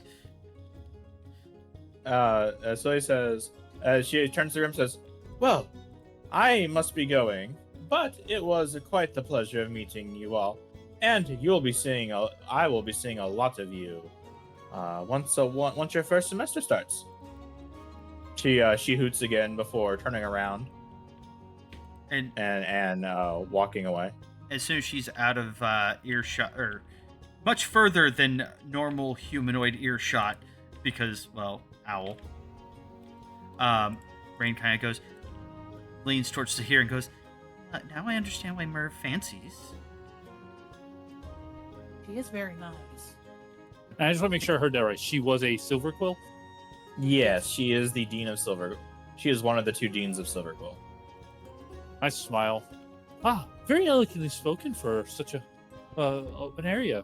Words are very powerful. I enjoy listening to one who speaks in such a manner.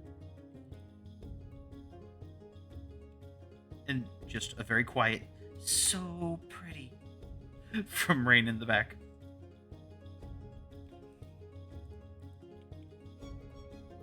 The as Mia turns says, well, it was a pleasure meeting y'all. If you're all in Silverquill, I'll be seeing a lot of you. As she turns, I gotta go practice my form and get ready for the next duel. She swipes underneath her nose before turning around and departing. I was about to say adios, and then I yawned.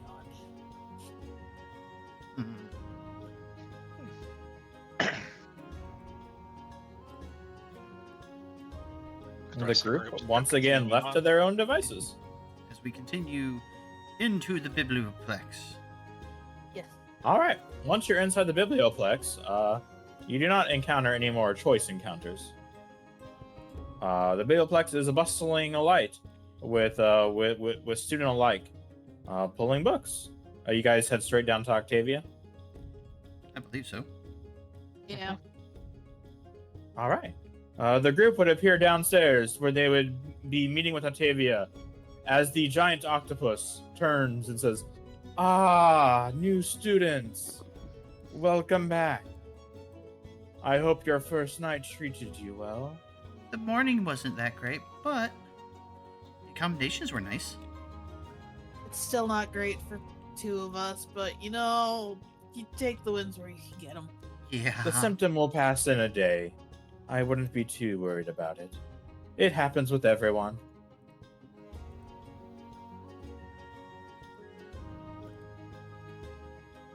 Are you ready to try out your next fractal? Or perhaps I can indulge you with questions? I do love the perspective of outsiders, and do wish to learn more. I have one question. Yes, of course. It's more about you. Me? Oh, okay.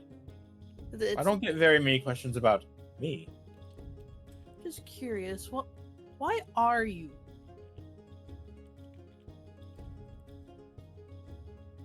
Why Aside from are... Fractals. I think all I What heard was was, the question why again? are you? And then it Yeah. trailed off. Oh, sorry. I said he's asking like, why are you here? Like, I understand the fractals, but he's kind of like looks over the entire place. Why are you stuck here? It's where I can maintain my form, being a being of pure pure magic. As she kind of moves her tentacles, and you could see like the purple scroll work. All this stuff contains my form, and manifests into a physical appearance. Without this enchanted parchment, I would simply dissipate. Got it. And Strixhaven is the only place capable of maintaining this the spell needed to keep me here. But it serves a dual purpose as well, as I can provide the school with many resources, such as history.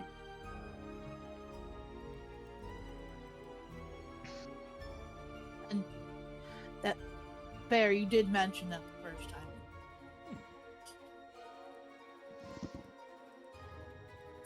That's the only question I had. And here I am, able to record time and place, witness events, and record them, all without worrying about dissipating. Hmm.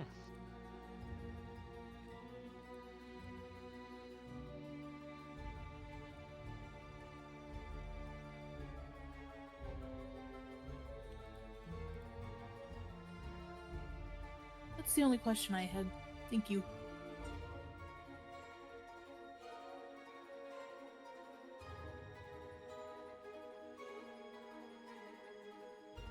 Was there anything else, or would you like to try out a fractal I've created for you? Rain kind of gets a little eager grin because, well, fractals are all history. She's interested to see what kind of history Octavia wants them to see. Hey, Sure. you did tell us you wanted to beat us to come here. Yes, in fact, I did. It was more so to check on you, but I'm always willing to provide you with an experience. I Which can provide- Rain looks to everyone. She goes, "So, can we do it?" Well, fortunately, thanks to Merv, yeah, let's go for it. Ah, so Merv gave you a proper strict sight. Wonderful.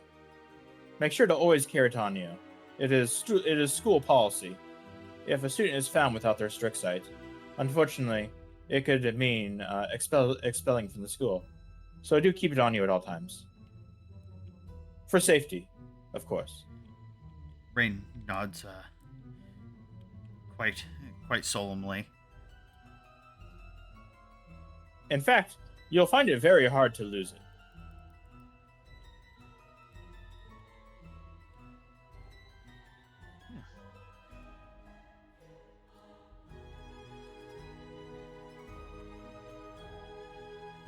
As the octopus raises one of her tentacles, and when waved above the group, a portal would appear. Are you ready? Rain clutches her strict sight and nods. Sahir just watches the wiggly tentacle. I'd already cast mage armor on myself earlier. Yep. As the portal engulfs the group, you would see a familiar place. Oh no. But this time the lights would be on, as if their place was saved from the previous encounter.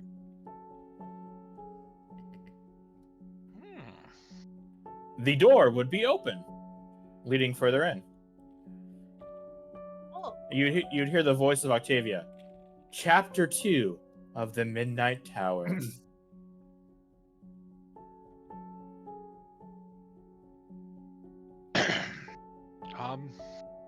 okay, bye, Crystal.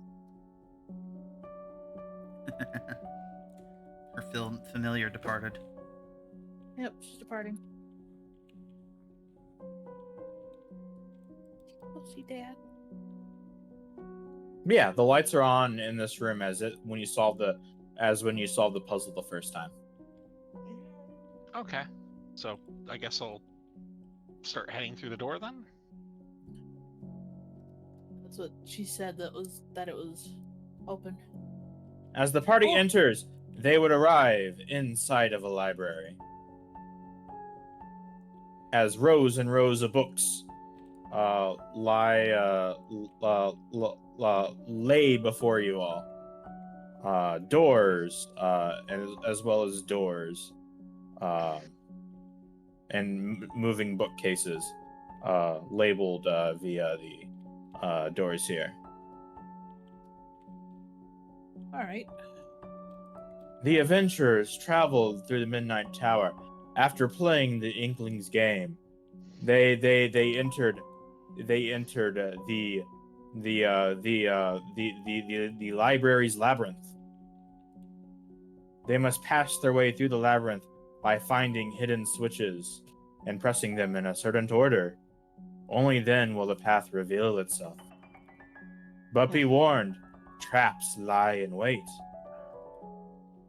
How did the adventurers overcome this? Like, Rain's stepped forwards and stops dead upon hearing traps lie in wait.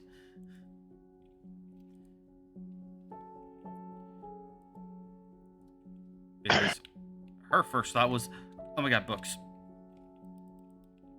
Books, traps. Oh shit.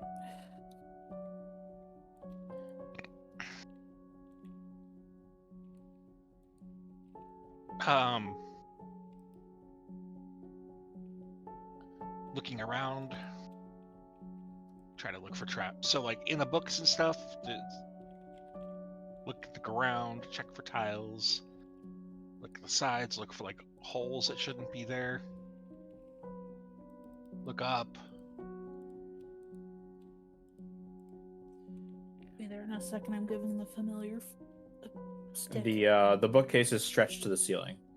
Rain is going to be looking down this way. Would you like a perception or investigation check? As she's first looking to make certain that there's nothing that's going to like if she touches anything, it's not going to blow up in her face. If she steps in a spot, it's not going to cause the books to collapse all on top of her. Stuff like that. She's hunting for traps. Okay. What would you like me to roll for that? You can. Are you searching for magical traps or just like normal traps, like foot traps? First thing's going to be non-magical traps, is what she's looking for. Okay, yeah, first. perception then. Mm-hmm. Perception. I'm great at those now. I am not. Perfectly average. In front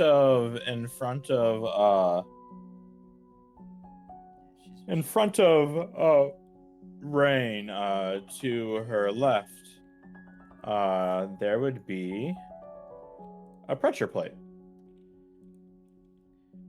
She kind of stares at it for a moment. She goes, "Guys, don't step there."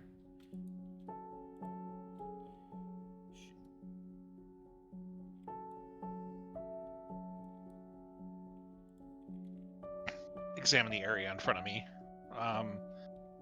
There appears to be a sliding bookcase, right here. The hallway does lead further down and turns the corner. Okay. What's a passive perception?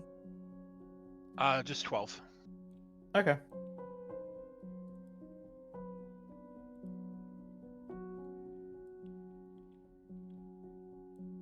See if it opens.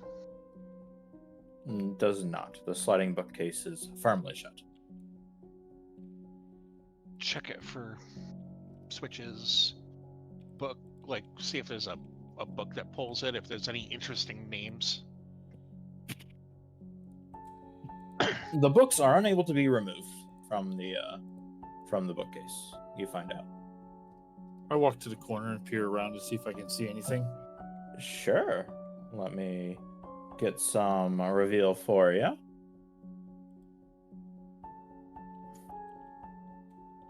You would see another sliding bookcase, as well as the path turning to the left.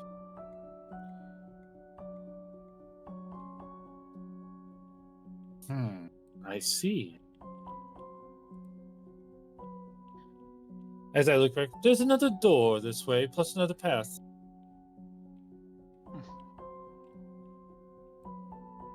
I think Octavia said there were going to be, based on her description, a lot of doors. Okay, so this one doesn't open?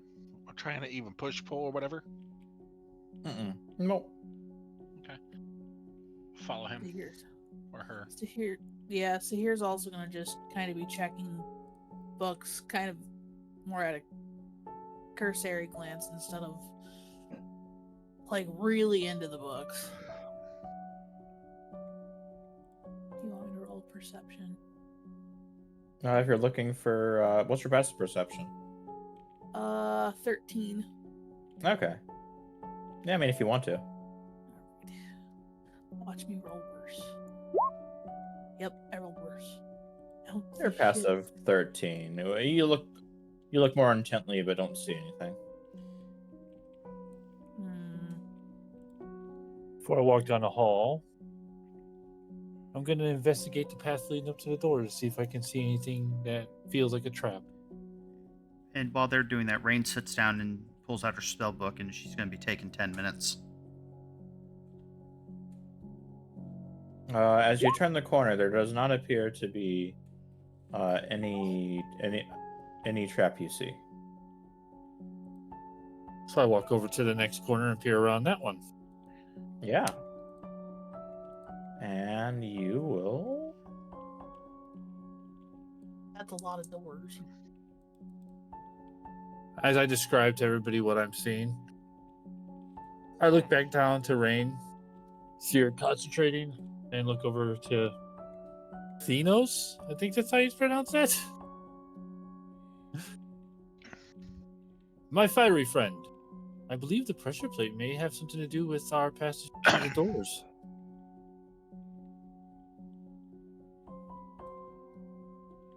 Huh. Shall we inspect it?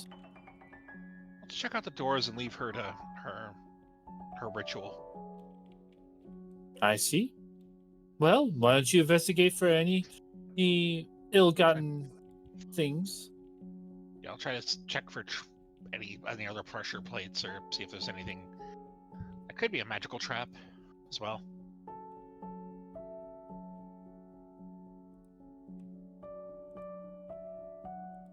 Check as I move along.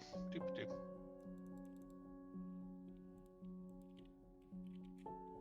Try these doors. Both sides. They are all the same. I Check do the a end of the test. corridor to see if there's a pressure plate here too. There doesn't look to be anything there. Okay. I walk up to this door, and as I knock on it, see if he can hear as he's walking around over there.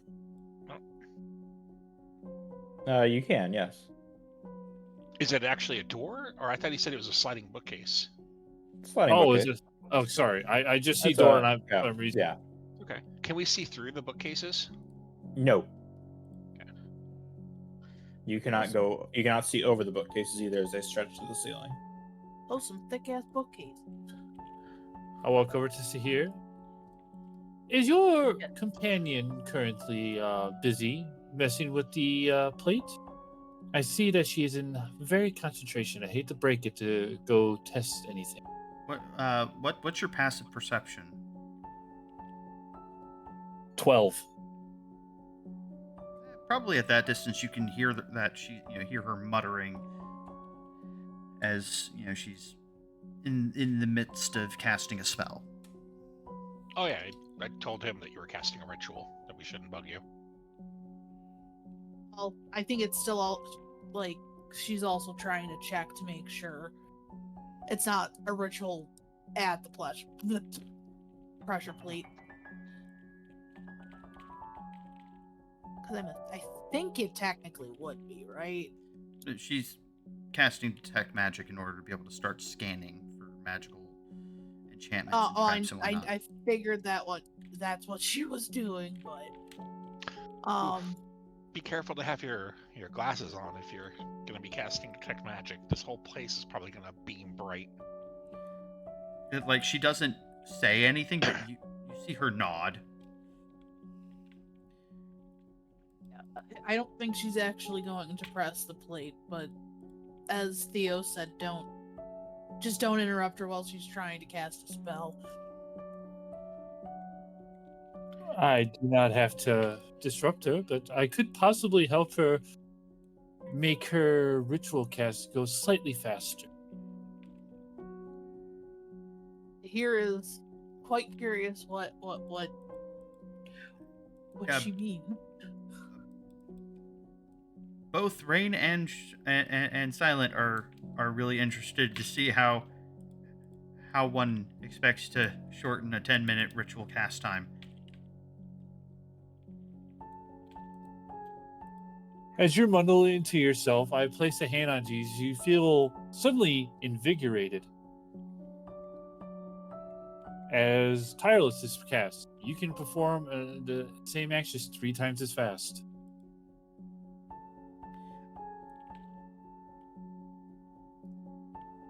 I feel like that's a DM call. Am I able to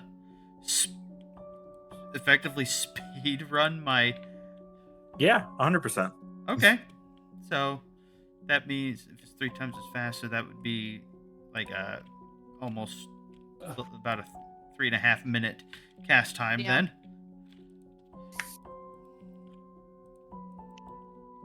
With that, after 3.5 minutes would cast. Your detect magic would radiate magical senses. However, you feel like your detect magic range is being blocked by the bookcases. You can't detect things on the other side of bookcases. all right, that makes sense. Currently, with that in tow, she's going to check to see, if that trap right there, by chance, or the pressure plate is it attached to some kind of magical trap, or if it is, or not necessarily trap, but is it attached to some kind of magical mechanism, and what is the type of enchantment or school of magic if it is attached to something? You sense no magic coming from the pressure plate. I'm gonna look around on this side She would say that, while you and then guys look she's around on going. that side, so we can. I think it opens a door. That is my belief as well. She just If nods you do agreement. not trust it, I could always push it from afar. She's going to start scanning the bookcases with her detect magic as she starts, making her way down the hall this way. First she scans here, then starts making her way the Yeah. other way. You don't sense anything. Okay. Well, the bookcases are magic, but they're mathematic equation magic. Yeah, they're They're not like anything of note. Yeah. As I back away, I do a flare of my hand. No one else sees anything.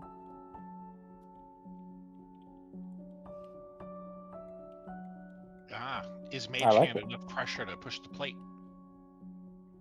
As you press the plate, a door would open. Okay. The first door near And the a corner door opened. would open. Oh, interesting. I'm curious how far that is. If you release the plate, does the door close? As I do a flick of my wrist as a hand raises. It does not. Okay. We are free to go. I walk up to Rain as I give her a pat on the back. Good job. She kind of nods and is uncertain if she's being patronized or not. I cannot tell. She seems to be very stone cold faced, but she does say good job as she proceeds to walk on by. Is she being mocked? Is she being genuine? We'll find out next time.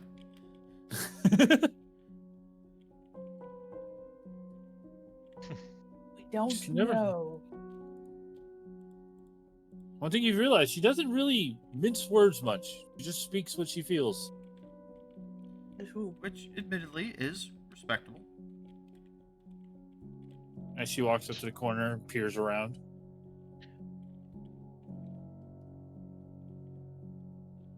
All right.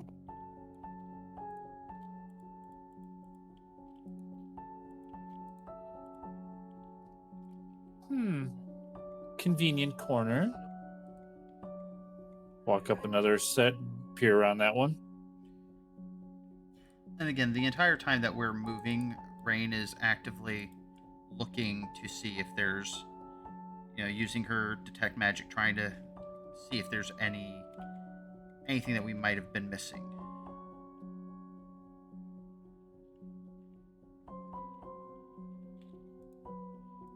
This is a dead end. By the looks of it. Again, I'm going to do what I can and investigate. Oh, thank you, Rolls. This area over here to see if I notice anything that's off. Yeah, so you would see laying on the floor would be a key. But you wouldn't notice the key unless you actually looked for it. Yeah, I looked, so I found a key. As I announced, there's a key over here. As I'd wander in and go to pick it up. You would obtain a small key. Do any of the bookcases have a keyhole? The sliding bookcases? I'll go back and check.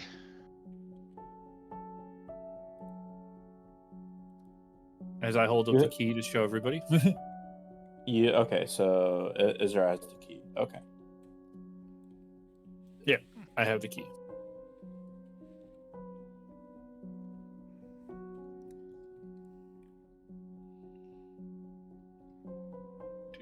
Check. Do.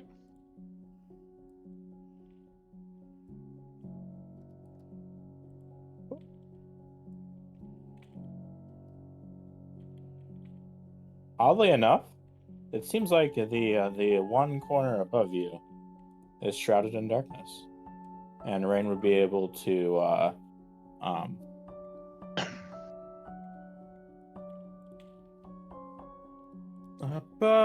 Rain would sense an evocation radiating from the part that isn't revealed to sight. Just cast control flame in my hand and put it into the darkness. It eats it. Oh, that's interesting. Normally this counteracts a regular darkness spell. Must be stronger.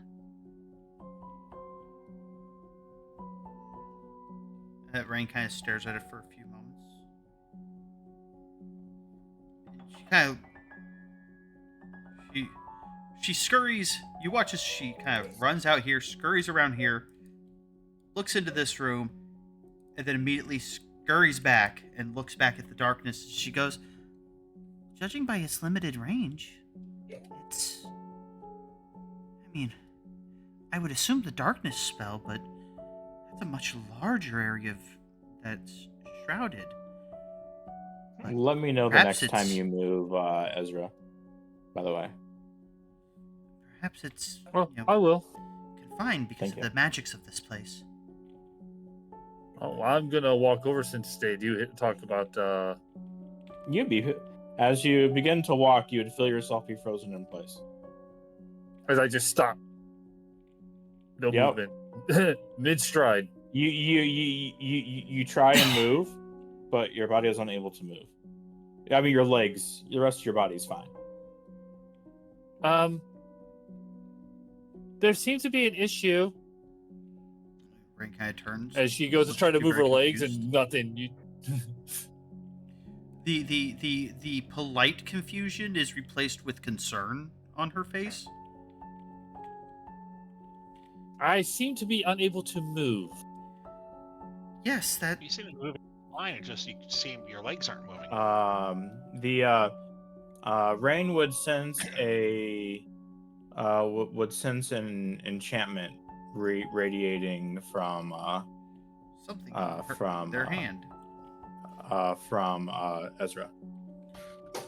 Radiating, probably originating primarily in her hand. Yes. I will hold out the key to you, Rain. Yeah, Please hold you can on to hold- this for a sec. Yeah, you can roll him the key.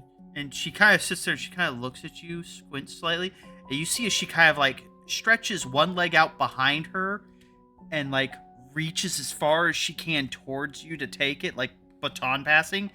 And the moment that she takes it, she's going to like lean to see if she can move further into the room because she's suspicious that is the combination of what's keeping you in place.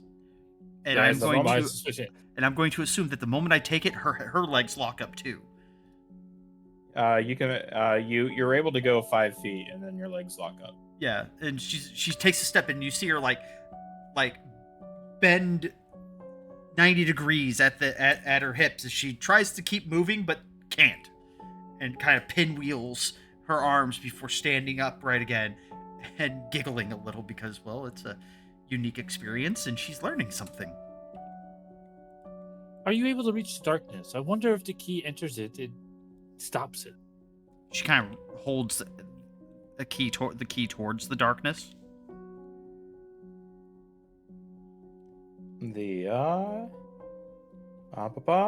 As you raise the key into the darkness, it dispels the darkness, revealing a pressure plate. And is her legs unlocked? Nope. Like she like her upper body makes the motions like she's about to hop up excitedly to turn, and then she pivots at her hips and stops. She goes, "Oh, beans."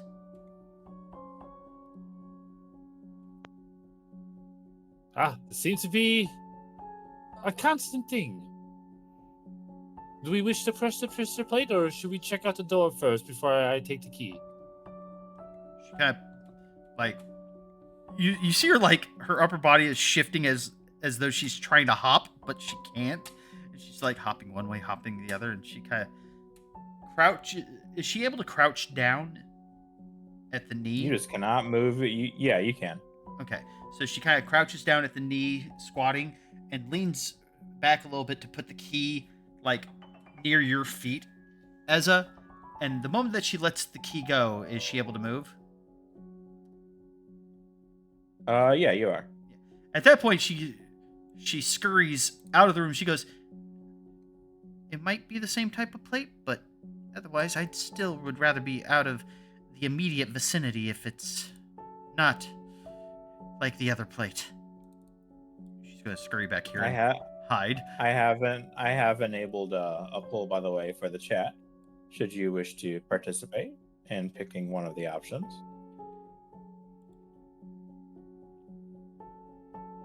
Well, since I have to be able to see it, I step in towards here, and then step back here. Wave my hand, invisibleness happens. I force it to push down to the plate. When you push onto the plate, the following happens.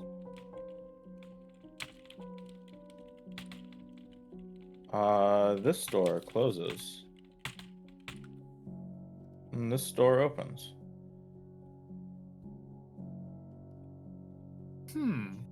Interesting. I examine this one to see if there is a keyhole. There is. I go to test something. I see where the key's at. I wave magically. The mage hand walks over, picks up the key, and starts floating back. Does it stop? Since it has no legs. No, you can freely move the key with the mage hand. Everybody else just sees the key suddenly start floating around in the air as it comes hovering back to. Like, the moment that starts, Rain just starts giggling. Like, near hysterics, just because it's such a simple solution. And it's so silly that we all overlooked it. So that's the simple solution. You would hear a click as the door eats the key, and it would open, revealing a room that's brighter than the rest. Inside, there would be a sorcerer with a staff, with a constellation pattern underneath him. The statue appears to be facing to the south. As I look to the others, well, another room. Oh, Rain, door's open. It seems to be safe. Key is gone. Scurry. And she comes in wide-eyed, just effectively devouring the place with her eyes. No. Please be careful. Do not enter. I have a feeling that this may not be as simple as we may think. It's fair. All right, do I need to roll? Do I need to take time to do another cast of detect magic? It lasts for 30 minutes, right? 10. Or 10 minutes? 10. 10. Yeah, you would need to. Okay. So she like she looks at everything, and then abruptly will come out here right around the corner, sit down there at the bookcase, and pull out her book and start casting again. Take that time to pull out a couple of the extra pieces of fruit that I had. I'll just take like an apple and cut it in half, hand it, and a banana. And hand pieces out to whoever wants them. So here, take the small piece. I just get to the edge of the room and start looking around and, well, do what I usually do.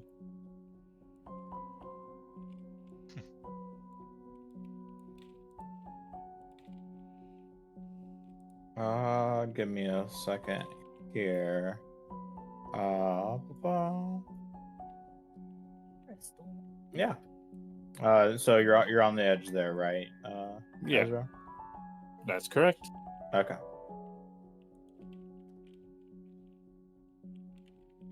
Yeah, there appears to be a pathway on the other side of the statue. But that's all I see. And well, of course, the wizard statue facing south. Oh, yeah. All right, this room seems to be clear of anything that's considered traps, and you walk in. Oh, hey, when he steps into the room,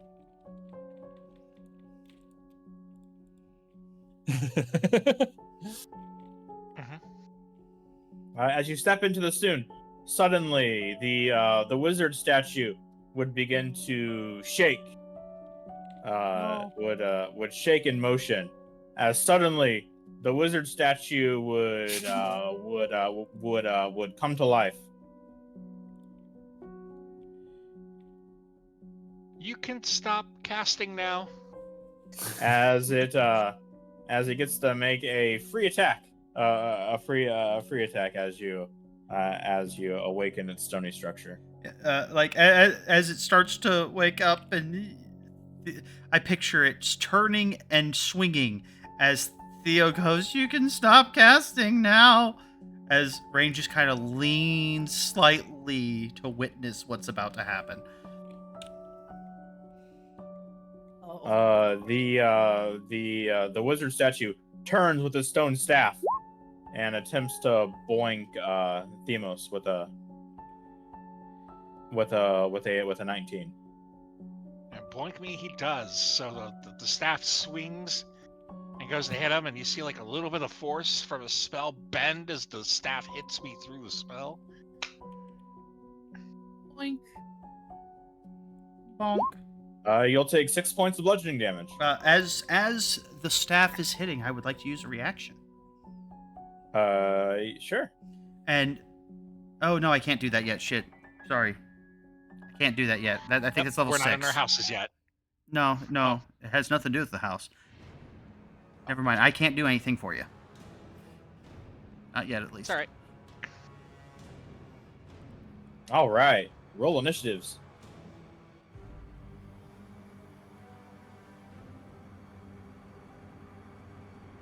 Oh, cool. I didn't even have to click my unit for that.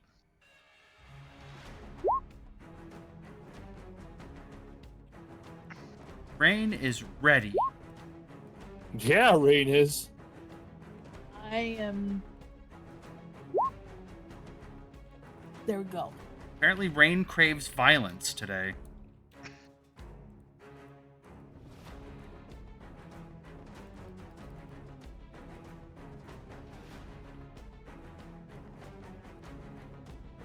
All right. Leaving the back door open. That is fine. And we'll have our weapons and stuff while we're in, correct? Yes, 100%. Okay, I just want to make sure. All right. Rain, it's your turn. Okay, so as that is a series of words I did not anticipate hearing. I'm not even certain what to do. Take a look here. So You're used to people doing stupid shit. And while you were doing this, somebody did stupid shit, and that's why your initiative is so high. So whatever you've been prepared to do, in case somebody did some stupid shit, you're like, boom, god damn it, out of it, ready. Let's go. let's see. Where do I see the results of the poll at? Shoot, I think I might need to look at that. Oh, You we can did even- it. I you know. can even pull. Oh, slash poll maybe. Yeah, I think so actually. No, that was not it. Okay. Well, it's a test thing. I'll figure it out here. But But anyways, continue on, Rain. I think it might be under mod view.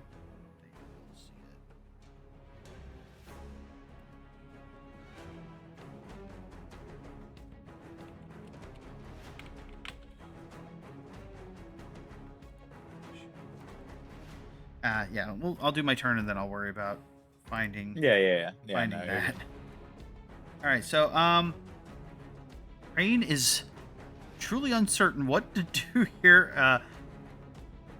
As she sits there and let me double check. What is verbal? So you watch as she sits there and she starts muttering mathematic equations as she kind of moves over here, and she's going to mutter a whole bunch of math, and I need it to make an, I think, intelligence saving throw. Yes, Oh boy. intelligence saving throw. And it's Get ready for this -4, baby. okay. So before I worry about rolling damage, I have to ask, Mr. DM, is it immune to psychic damage? Yes. Okay, nothing happens, I think.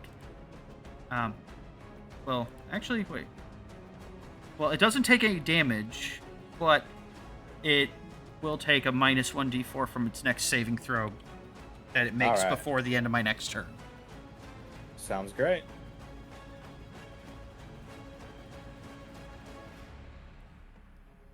All right. Thenosis. What? Theo. Well, no, Why no, does he get to go first? I think it's Sihir's turn. Theo has a 6 + 7, 15. Oh no, you No, don't. You don't here's have. 15. You've got extra initiatives on there from 4, I guess. Oh, okay. All right. There you go. Have at it, Shane. Sahir. I was like, wow. How dare you? No one can deny the snack. It's snack time. Oh my It's god, I snack hate it. time, I hate it. baby. I hate it. I'm leaving. I'm leaving. I hate it, and you ruined it. All right. You know what? Sears gonna go a little bit out with a, not go out with a bang, come in with a bang, as you just see him, muttering a few things. And you know what? We're not gonna go with the spell that I wanted to use at first. We're gonna go with a different one. You just see very, very pretty. Trying to think of what color, like blue lights come on as he tries to cast Fairy Fire right now.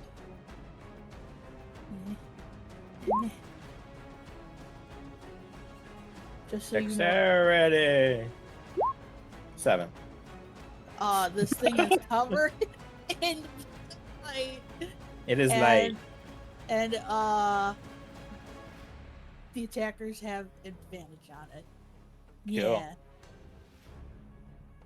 Okay, I went out with the All right. colorful thing for the first round. There we go. It's the golem's turn. The golem is going to reach out, and it is going to start weaving a spell. I don't think anyone here has counterspell at this level, No. Not until level 5. or any revering of it. All right, it cast a transmutation spell onto Theo. Make me a DC Wisdom saving throw.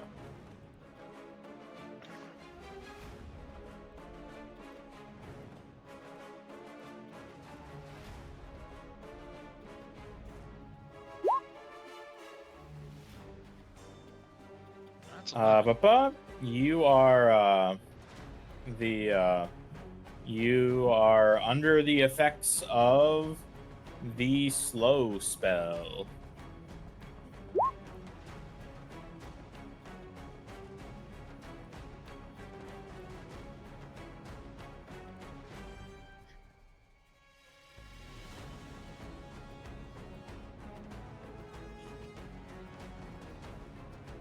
All right, and then it'd be Theo's turn.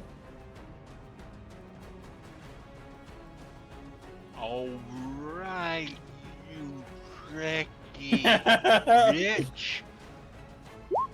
Magic missile. You see the slow magic missile go out. It hits the golem and then does no visible Wait. damage to the golem. Magic missile's not right because it's supposed to be 3d4 plus 1. No, You have to hit it each time. Yep. Each one is an Oh, okay. individual cast or individual shot. Got it. So it's 11 damage total. Your magic missiles slam into the stony golem's side, and they dissipate. No visible damage inflicted.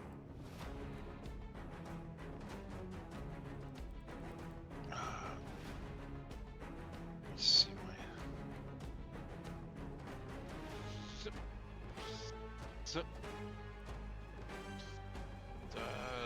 Zip.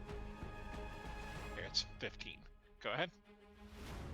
All right, My speed's 30, so it's halved is 15. yeah. Ezra. So I've watched this thing take 2 types of damage and take nothing from it. That's correct. Is there an off switch? Can it move? No. It hasn't moved. Other As than, a sister- other than to reach out and touch someone, Maybe. most violently. So thanks. I look back. I do not believe this is a fight that we need to encounter. I'll simply get by said creature. Magic seems not to bother it. I could try one more thing before I believe we should get across the room. You can surmise it has a 10-foot reach.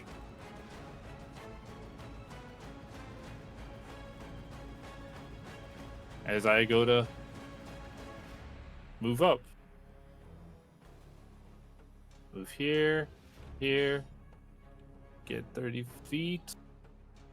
That makes it to me where I'm right there, where I'm pinned between me and the monster here. Sure. As I pull from my Rhodes a quarterstaff, and I go to whack it at once. That was not what I meant to do.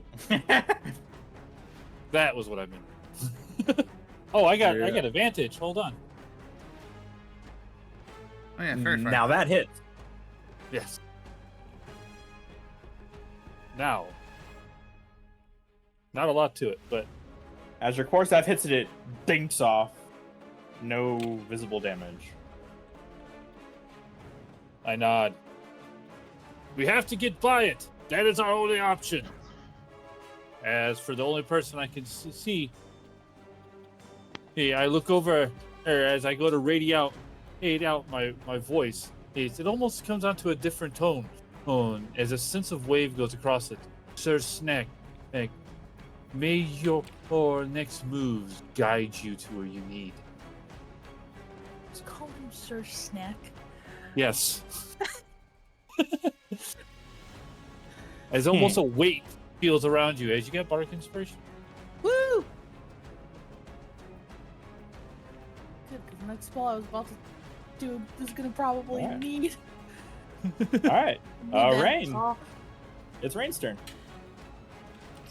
Okay, so let me see here. What exactly?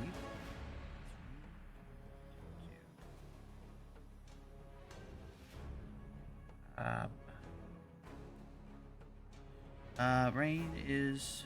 Where is my sheet?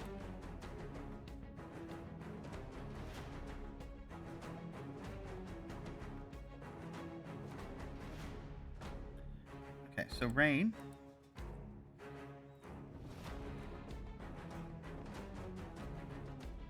Just kind of gives a little squeak. And she is going to. She's going to run like hell. Okay. Hands over her head like she's trying to hide. And It will attempt. swing its staff at you. Attempt to swing its staff at you as you depart.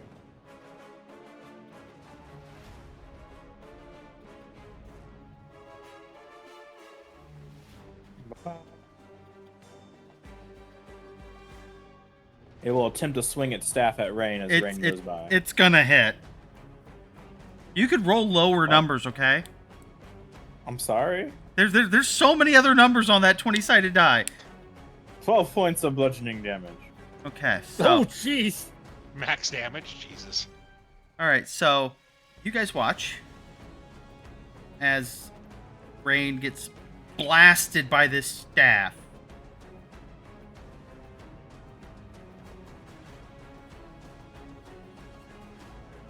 And as the staff hits, or right before it hits, you hear the sound of glass shattering right before it just kind of clips her, like, on the shoulder, kind of slams her into a bookcase, and she keeps going, sobbing the rest of the way. He's blast. That is All right. that is it for my turn. As All I right. use my action to here. Use your action to dash, right? yeah. What? He's gonna be a little crazy. I have to remember I have advantage on them technically. You know what? I was right here. Hold on. No, he's gonna make. You said it has a 10-foot range, right? You can surmise it has a 10-foot range. It has already used its reaction for this round, if you know. Mm-hmm. Oh, that is true. That is You might as well admittedly just bulk part of cost. why I did it. So I was like, you know what? She is a surprisingly resilient little thing. It might have a couple of reactions, but we don't know that. It's horrifying if it You know does. We're gonna do. No, he's still gonna try this with Bardic, since I know I have that Bardic inspiration. He is gonna aim. Well, I need to also put on the thing that he is concentrating. The fairy fire. He's gonna actually just try a firebolt at. If I'm looking at this picture correctly, there's a thing on its freaking chest. I mean, yeah, technically. He's gonna aim a firebolt for that thing. Sure. Okay. And I'm gonna use my Bardic Inspiration for that just in case. That's a D4. Is that a D6 at this level? I believe it's a D6. Double check. It is a D6. Alright. Does a 17 hit? Meets it, beats it. Your fireball slams into the golem. No damage appears to be inflicted. Well, And he in tried. fact, there's not even charred bits on the stone. Well, he tried. So that was 15. He's gonna go this way for 30. And my turn. All right, Golem's turn. It looks down at Ezra and swings its stone staff. It casts bulk. As it goes to swing, Ezra just slightly steps aside as it slams next to her.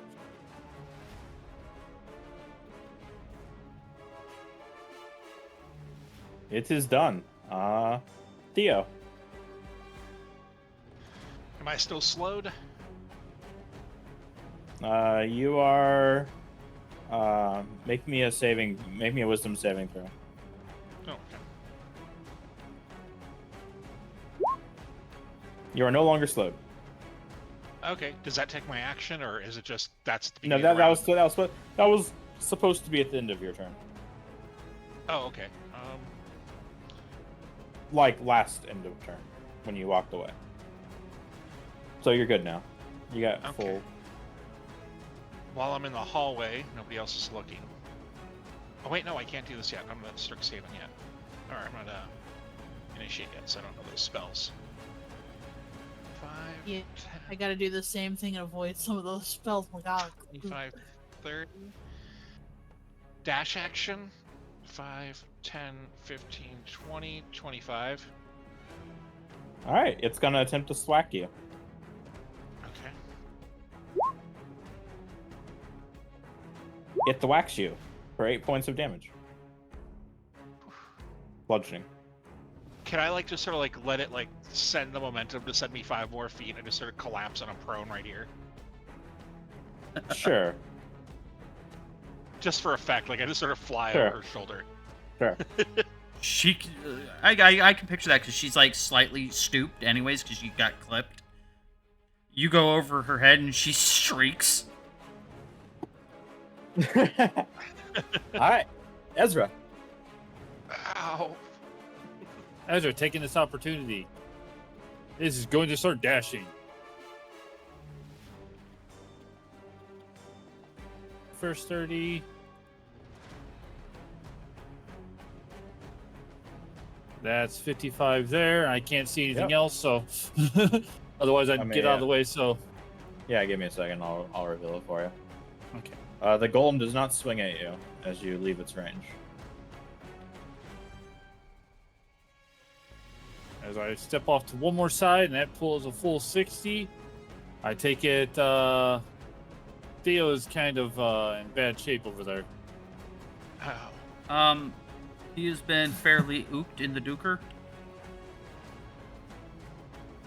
As I run past and I see how bad his ook is in the duker. Uka in the Duka. No, so do not know. that That's a World of Warcraft reference. The strange voice comes out again, and have thy wounds seal before me. As I cast Healing Word. And you get 5 health. All right. Thank you. Rain. Rain's turn. Not used to fast combat. Especially with casters, man. Let's see. Rain's gonna like look very stressed as they're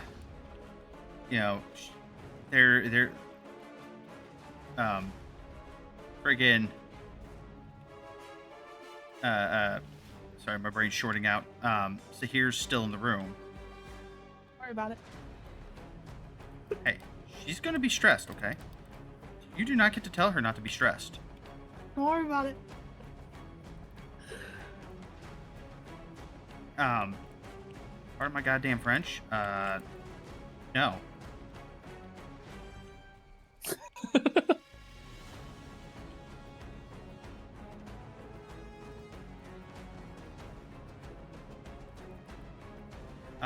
Yes. So she's just gonna give another little shriek and is going to move to here. All right. As you move to there, suddenly, bits and some numbers would kind of spread over the thing, and suddenly you get this glitchy thing, kind of like spreads through all your visions, and suddenly,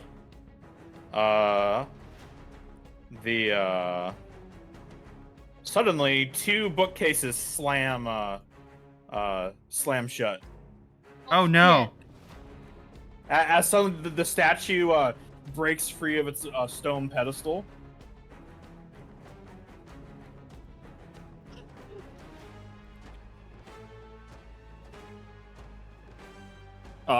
Shit. And is now mobile. Yeah, upon hearing that, there's a blood-curdling scream from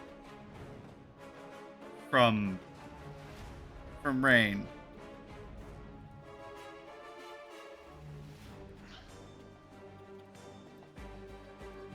She has no idea what the fuck to do now. Well, we know nothing here is going to kill any of us. So we very well might just get knocked the fuck unconscious. So let's try to solve That this is not how puzzle. that is not how fractals work. No, Yeah, they no. explained if you die in a fractal, you're dead. Really? Yes. Yeah. Yeah. That was explained the first time we were here. Your soul and body vanish to the astral sea.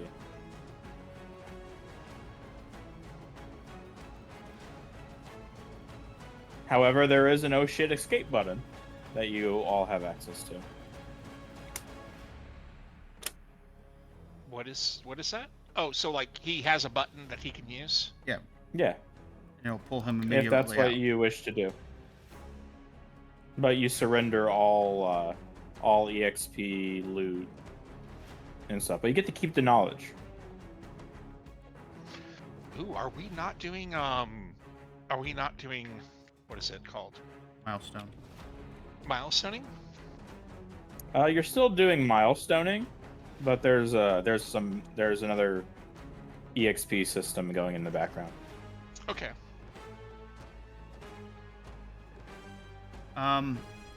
So Rain's gonna come back. Does the door open when she steps back? No, but that bookcase is shut. Okay, so at that point, so that's 15, 20, 25. What's this way? Sure. Down the hallway. 5, 30, 45.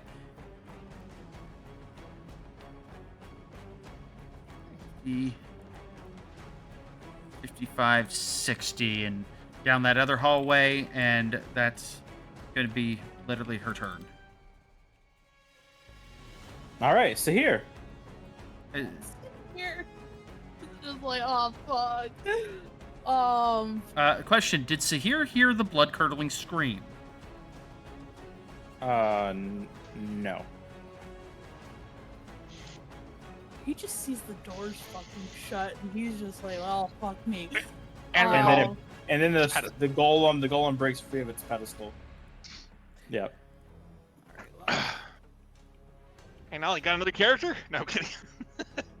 Well, I'm kidding. I probably can survive maybe like 3 rounds potentially, and that's about it. You do have an oh shit button. I do. I'm gonna disengage just so I don't actually get whacked. That's probably a smart idea.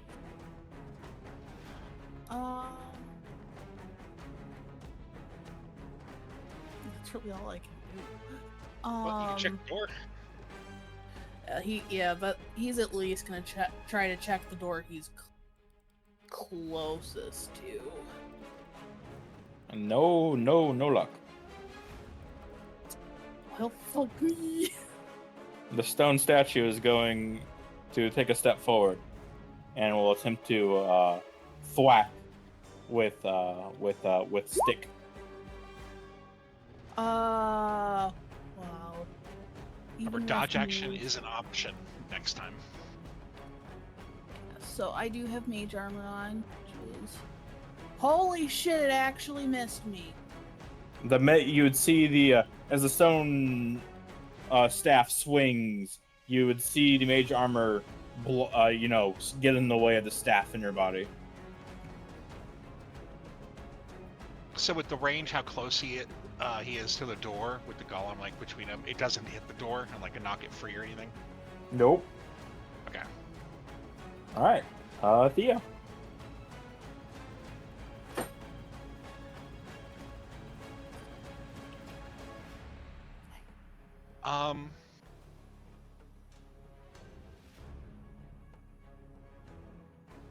Okay.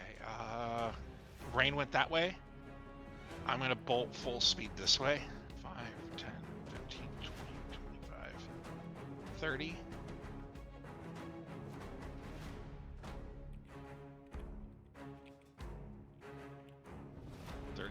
Dash action, 40.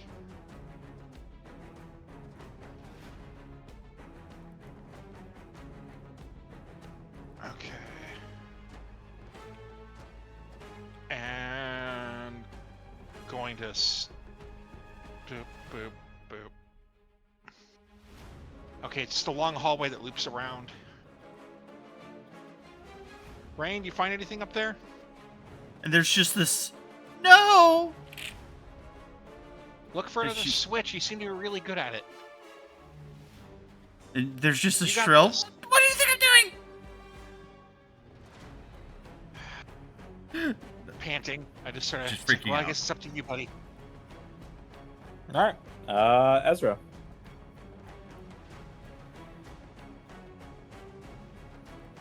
All right.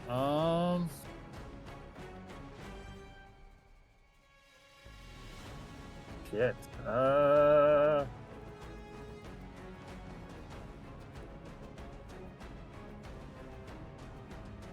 Okay, I'm going to move down to here. I take it the door is not moving, Yeah, it's a bookcase. Yep. and then I'm going to make sure I do this right. I was here. That's 30 dash action. I'm going to continue to move here and then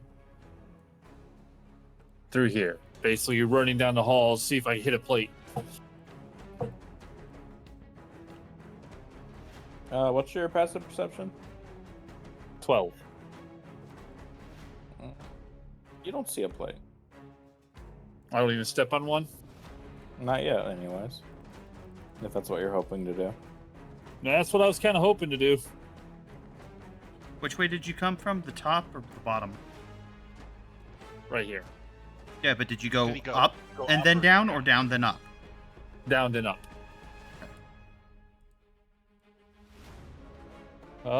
Besides that, there's nothing else I am able to do. All right, Rain. Fuck. Rain's going to come to here.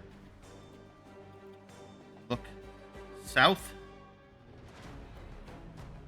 And,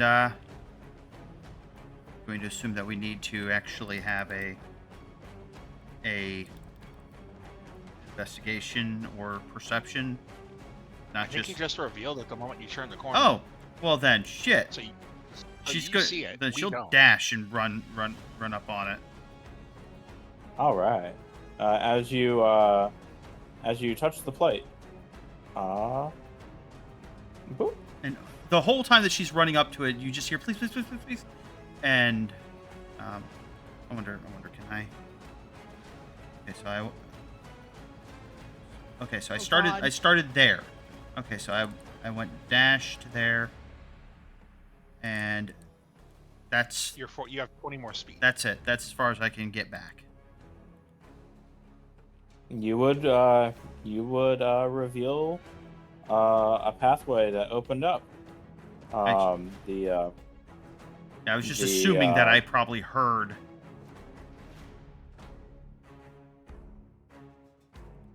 It looks like, and then you would see light shining through here.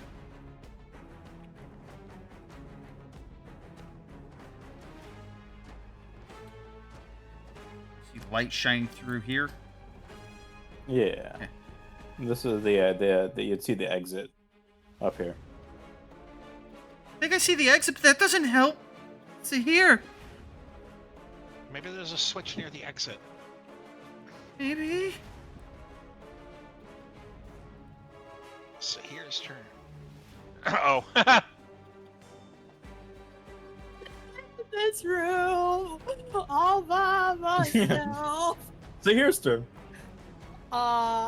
He is going to move. I mean, this thing's still gonna be. He's still not gonna get out of its its Attack hitbox, radius. but he is taking a dodge action.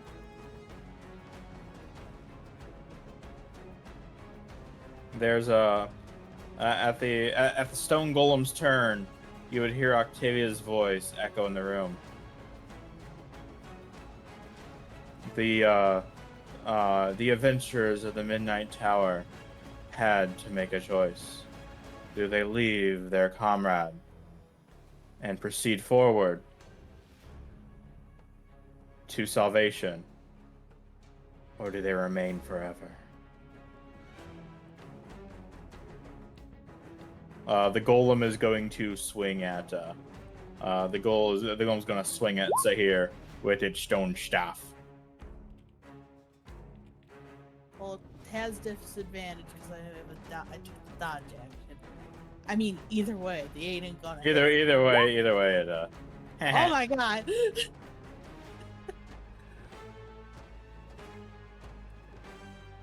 All right. Theo.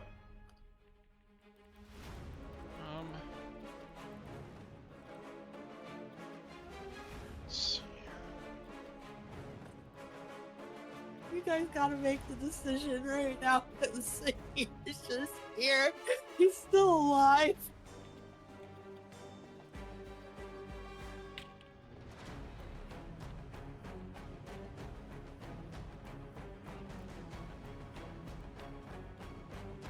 Five, 10, 15. Hoping this is where it's at. 20.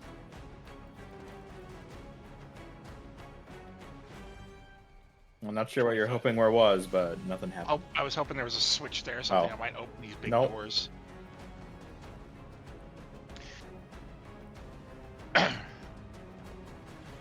So, I had to start to say out loud. So, what's the rule? Like, if we go through the door, does he automatically come with us? I don't know. Or is he stuck there in there forever?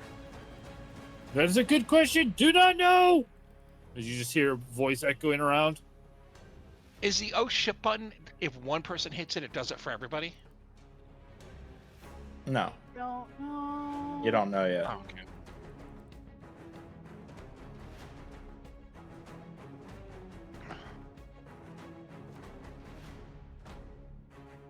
Well, that's my turn.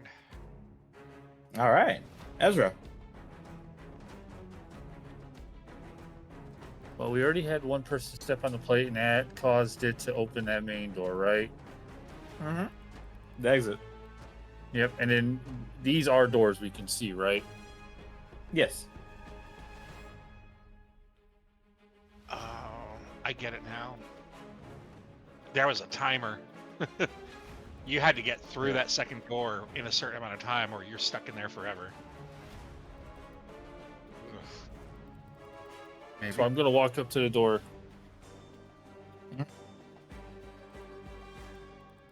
Can I try to open it? Just curiosity. It is not budge.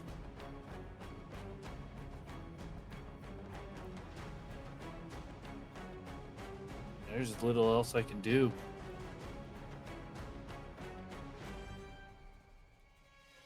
Try looking around my area. That's about the best I got. All right. Rain. Rain is going to hope. Well, first she's going to sprint to here. Yep. Is there by chance a switch here? There's not. As she's running, and she's distraught as she's wailing, "I'm sorry, Zahir!" As she's going to run through, hoping that All right. will save him. Yep. So you run into the light. She doesn't know what else to do, and she's Gotcha. hoping that Okay. that is going. It's a Hail Mary Yeah. in her eyes. Yeah. So as Rain steps through, suddenly Octavia's voice, with a heavy heart, they left their companion. But by choosing the needs of the many over dooming themselves for a single person, they unlock the key to freedom. As suddenly the stone statue would freeze up, and it would give off a magical energy before crumbling. As all the doors open and the room alights. But now that I know what happened. And not. Hold on, I need to. One sec. Actually, no. He'd understand completely. I was about to say, like, his passive intelligence is enough to know that he was freed. But if he's not that smart, he'd be like, "No," thinking he's dead.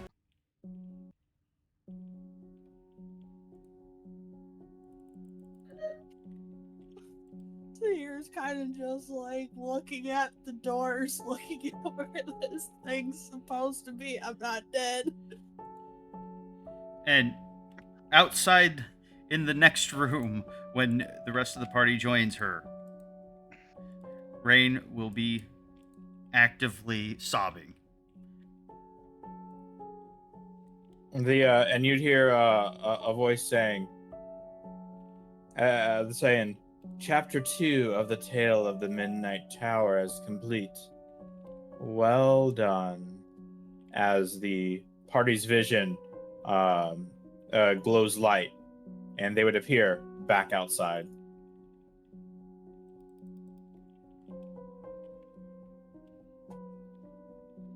Here just kind of goes to Rain right now, trying to like hug her. It's like, I'm okay. He doesn't look any worse for wear either, which is He is clung to.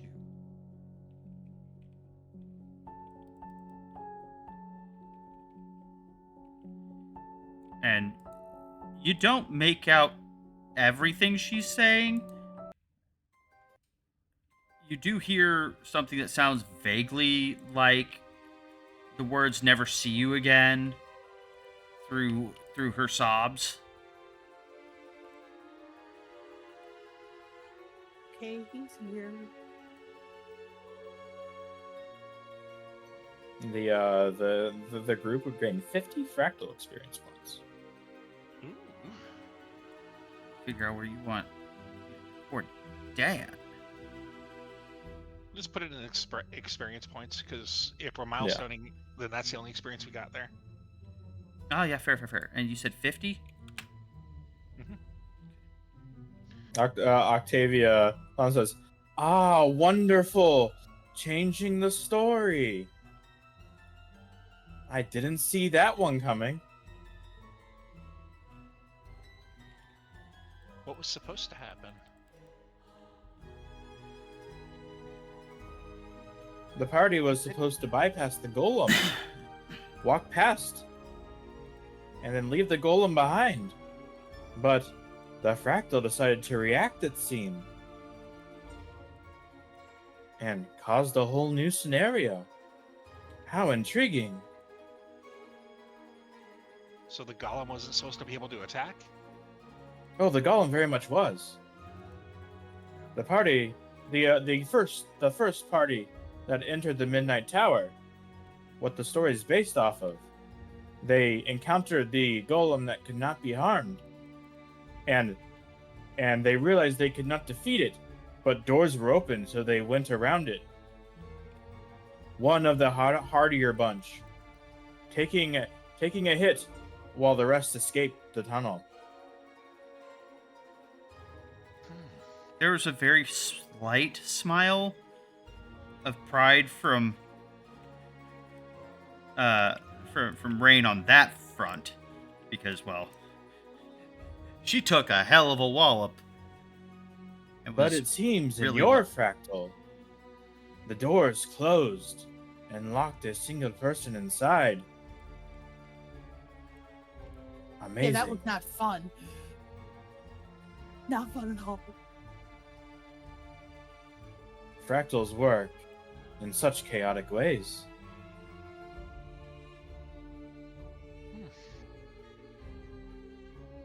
They changed history. As she kind of toils her tentacles around. Or maybe something's messing with the fractal. Very much so. Fractals are very unstable creations.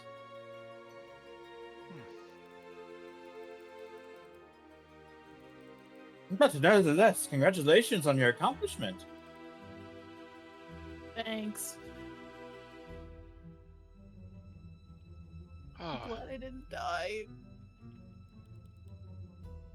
pat Rain on the shoulder lightly if she's still down. She's still very much clinging. Well, maybe not clinging as dramatically, but she's basically got like both of her hands kind of clutching. I'm assuming he's wearing like full normal robes, like long sleeved robes. Yeah, she's got both hands kind of like holding the bottom of your sleeve. Almost like she's afraid to, if she lets you go, you're going to just disappear to that room again. He's just gonna keep on holding her right now. It's probably the best thing he can do. You have indulged my curiosity. You are now free to go. Please enjoy the rest of your time. I will bother you no further. Okay.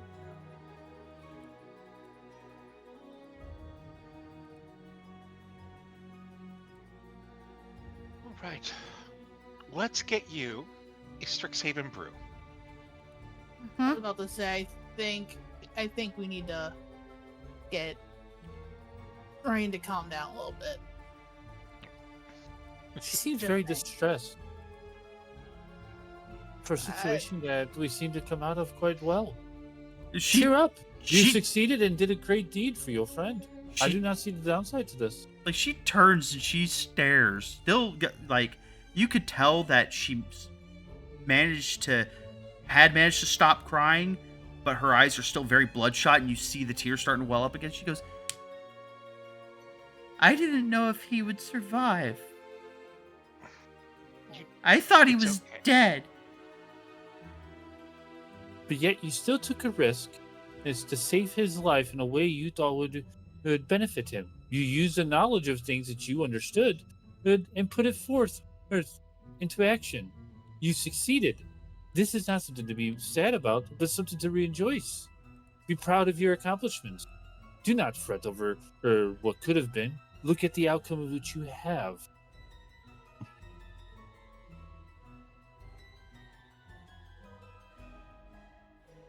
She just kind of Just stares petting for her hair right now. She stares for a few moments. She comes Contemplating. from a very different culture than you. Her war race is a warrior race. She nods to that. And she goes, She's being as compassionate as she can be. I am aware. Coming from a Gith Yankee, that's actually Yeah. Above game, that's a lot. Especially get Hanky.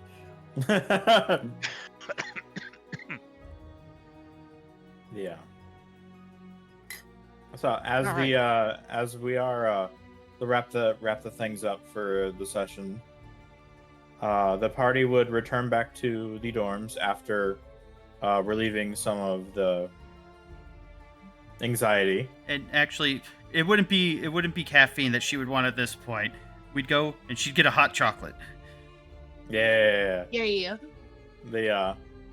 The as the party returns to their dorms and falls into a deep slumber, in their heads they would hear 3, 2, 1, and a monotone beeping sound before their Strixite amulet would glow green faintly before fading.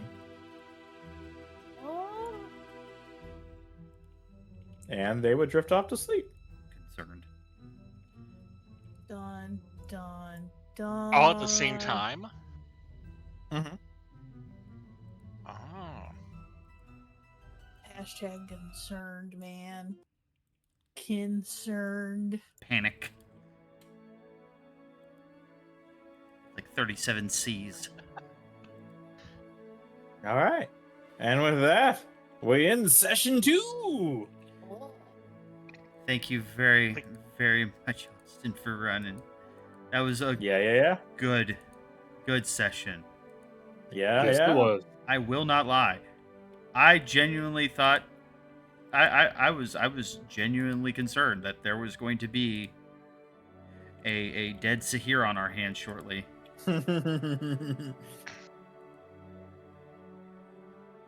Oh, was the amulet what was the thing that just sort of disappeared? Was it the amulet like that we had when we went into the fractal? The Strixite, the jade amulet. It didn't disappear. It just glue green Oh, okay. and then faded again.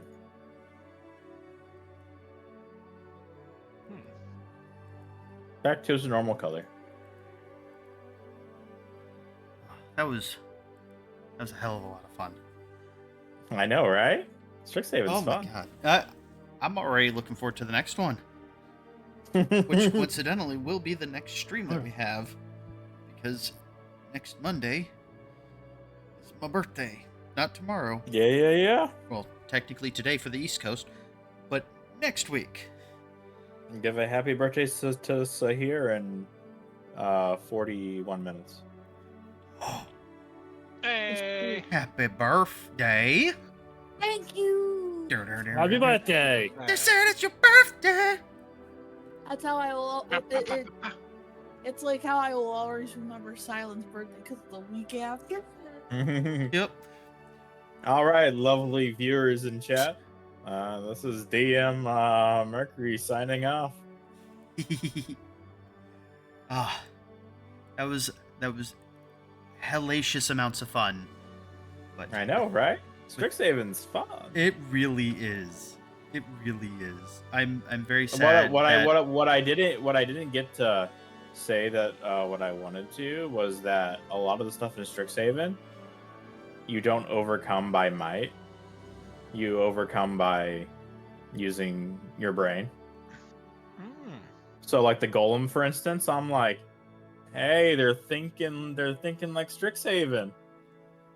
Well, it's like Walking past the golem, I'm like, yeah, they're learning. like They're teaching. at first I was like, all right. My first approach was that, I'm going to hit with psychic damage. I'm going to debuff it for my friends, and it's also my only offensive cantrip. Yeah. And then I was like, wait, it's a golem, it's a construct. Most of those are immune to psychic damage. Yep. So that's why I prefaced it with like, is it immune to psychic damage? Because if it is, I'm not going to waste the roll. I'm not going to waste the time rolling. You can make fun of it all you want. But But yeah, that was a little teaser into how challenges will be done in Strixhaven too. Not everything will be designed by combat. A lot of the stuff is beaten by thought and process and planning. a lot of it's puzzles, and there might be some Yep. where specific spells will insta-win the day. Like the Mage Hand key, for instance. It was specifically designed for someone to use Mage Hand so they could avoid the negative penalty. I'm not gonna lie, I thought it would have just been really funny if we just like created a humanoid chain and just started passing the key down. The other solution was that, or tossing the key to one another. Like, Rain wanted to do it that way because it was fun. Yeah, that was another way to solve that puzzle. But the Mage Yeah. Hand was also an acceptable solution. Theo recognized that Ez was had already got the mage hand down and was having fun with it, so it's like, I won't bring mine out. We got this. All right. But yes, I didn't have an idea if that door didn't fucking close, but the next time. but yeah, no, that was the whole point of this session was first off to introduce the five colleges. Yes. But it was also to give you guys the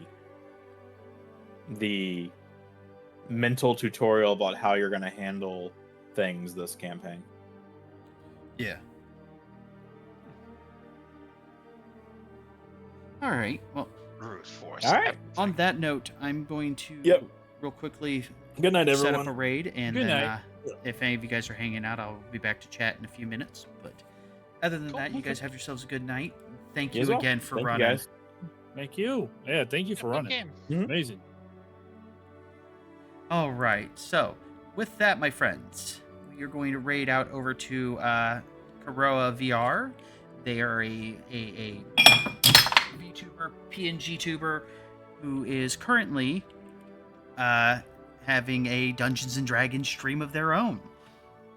So, that said, we've got our raid started.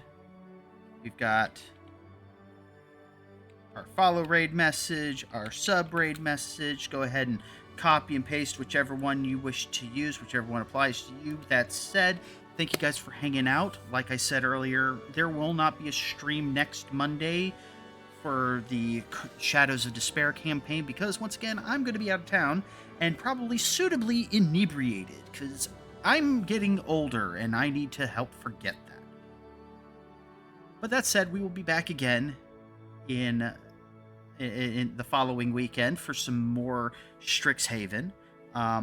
If you want, you can possibly find me over at one of my buddies, the Pie Daddy. His stream next Saturday night for another D&D campaign that plays on the opposite weekends. He doesn't always stream it, but if he does, that's where we'll be. That said, thank you for hanging out. Take care, stay safe. Until next time, choose kindness.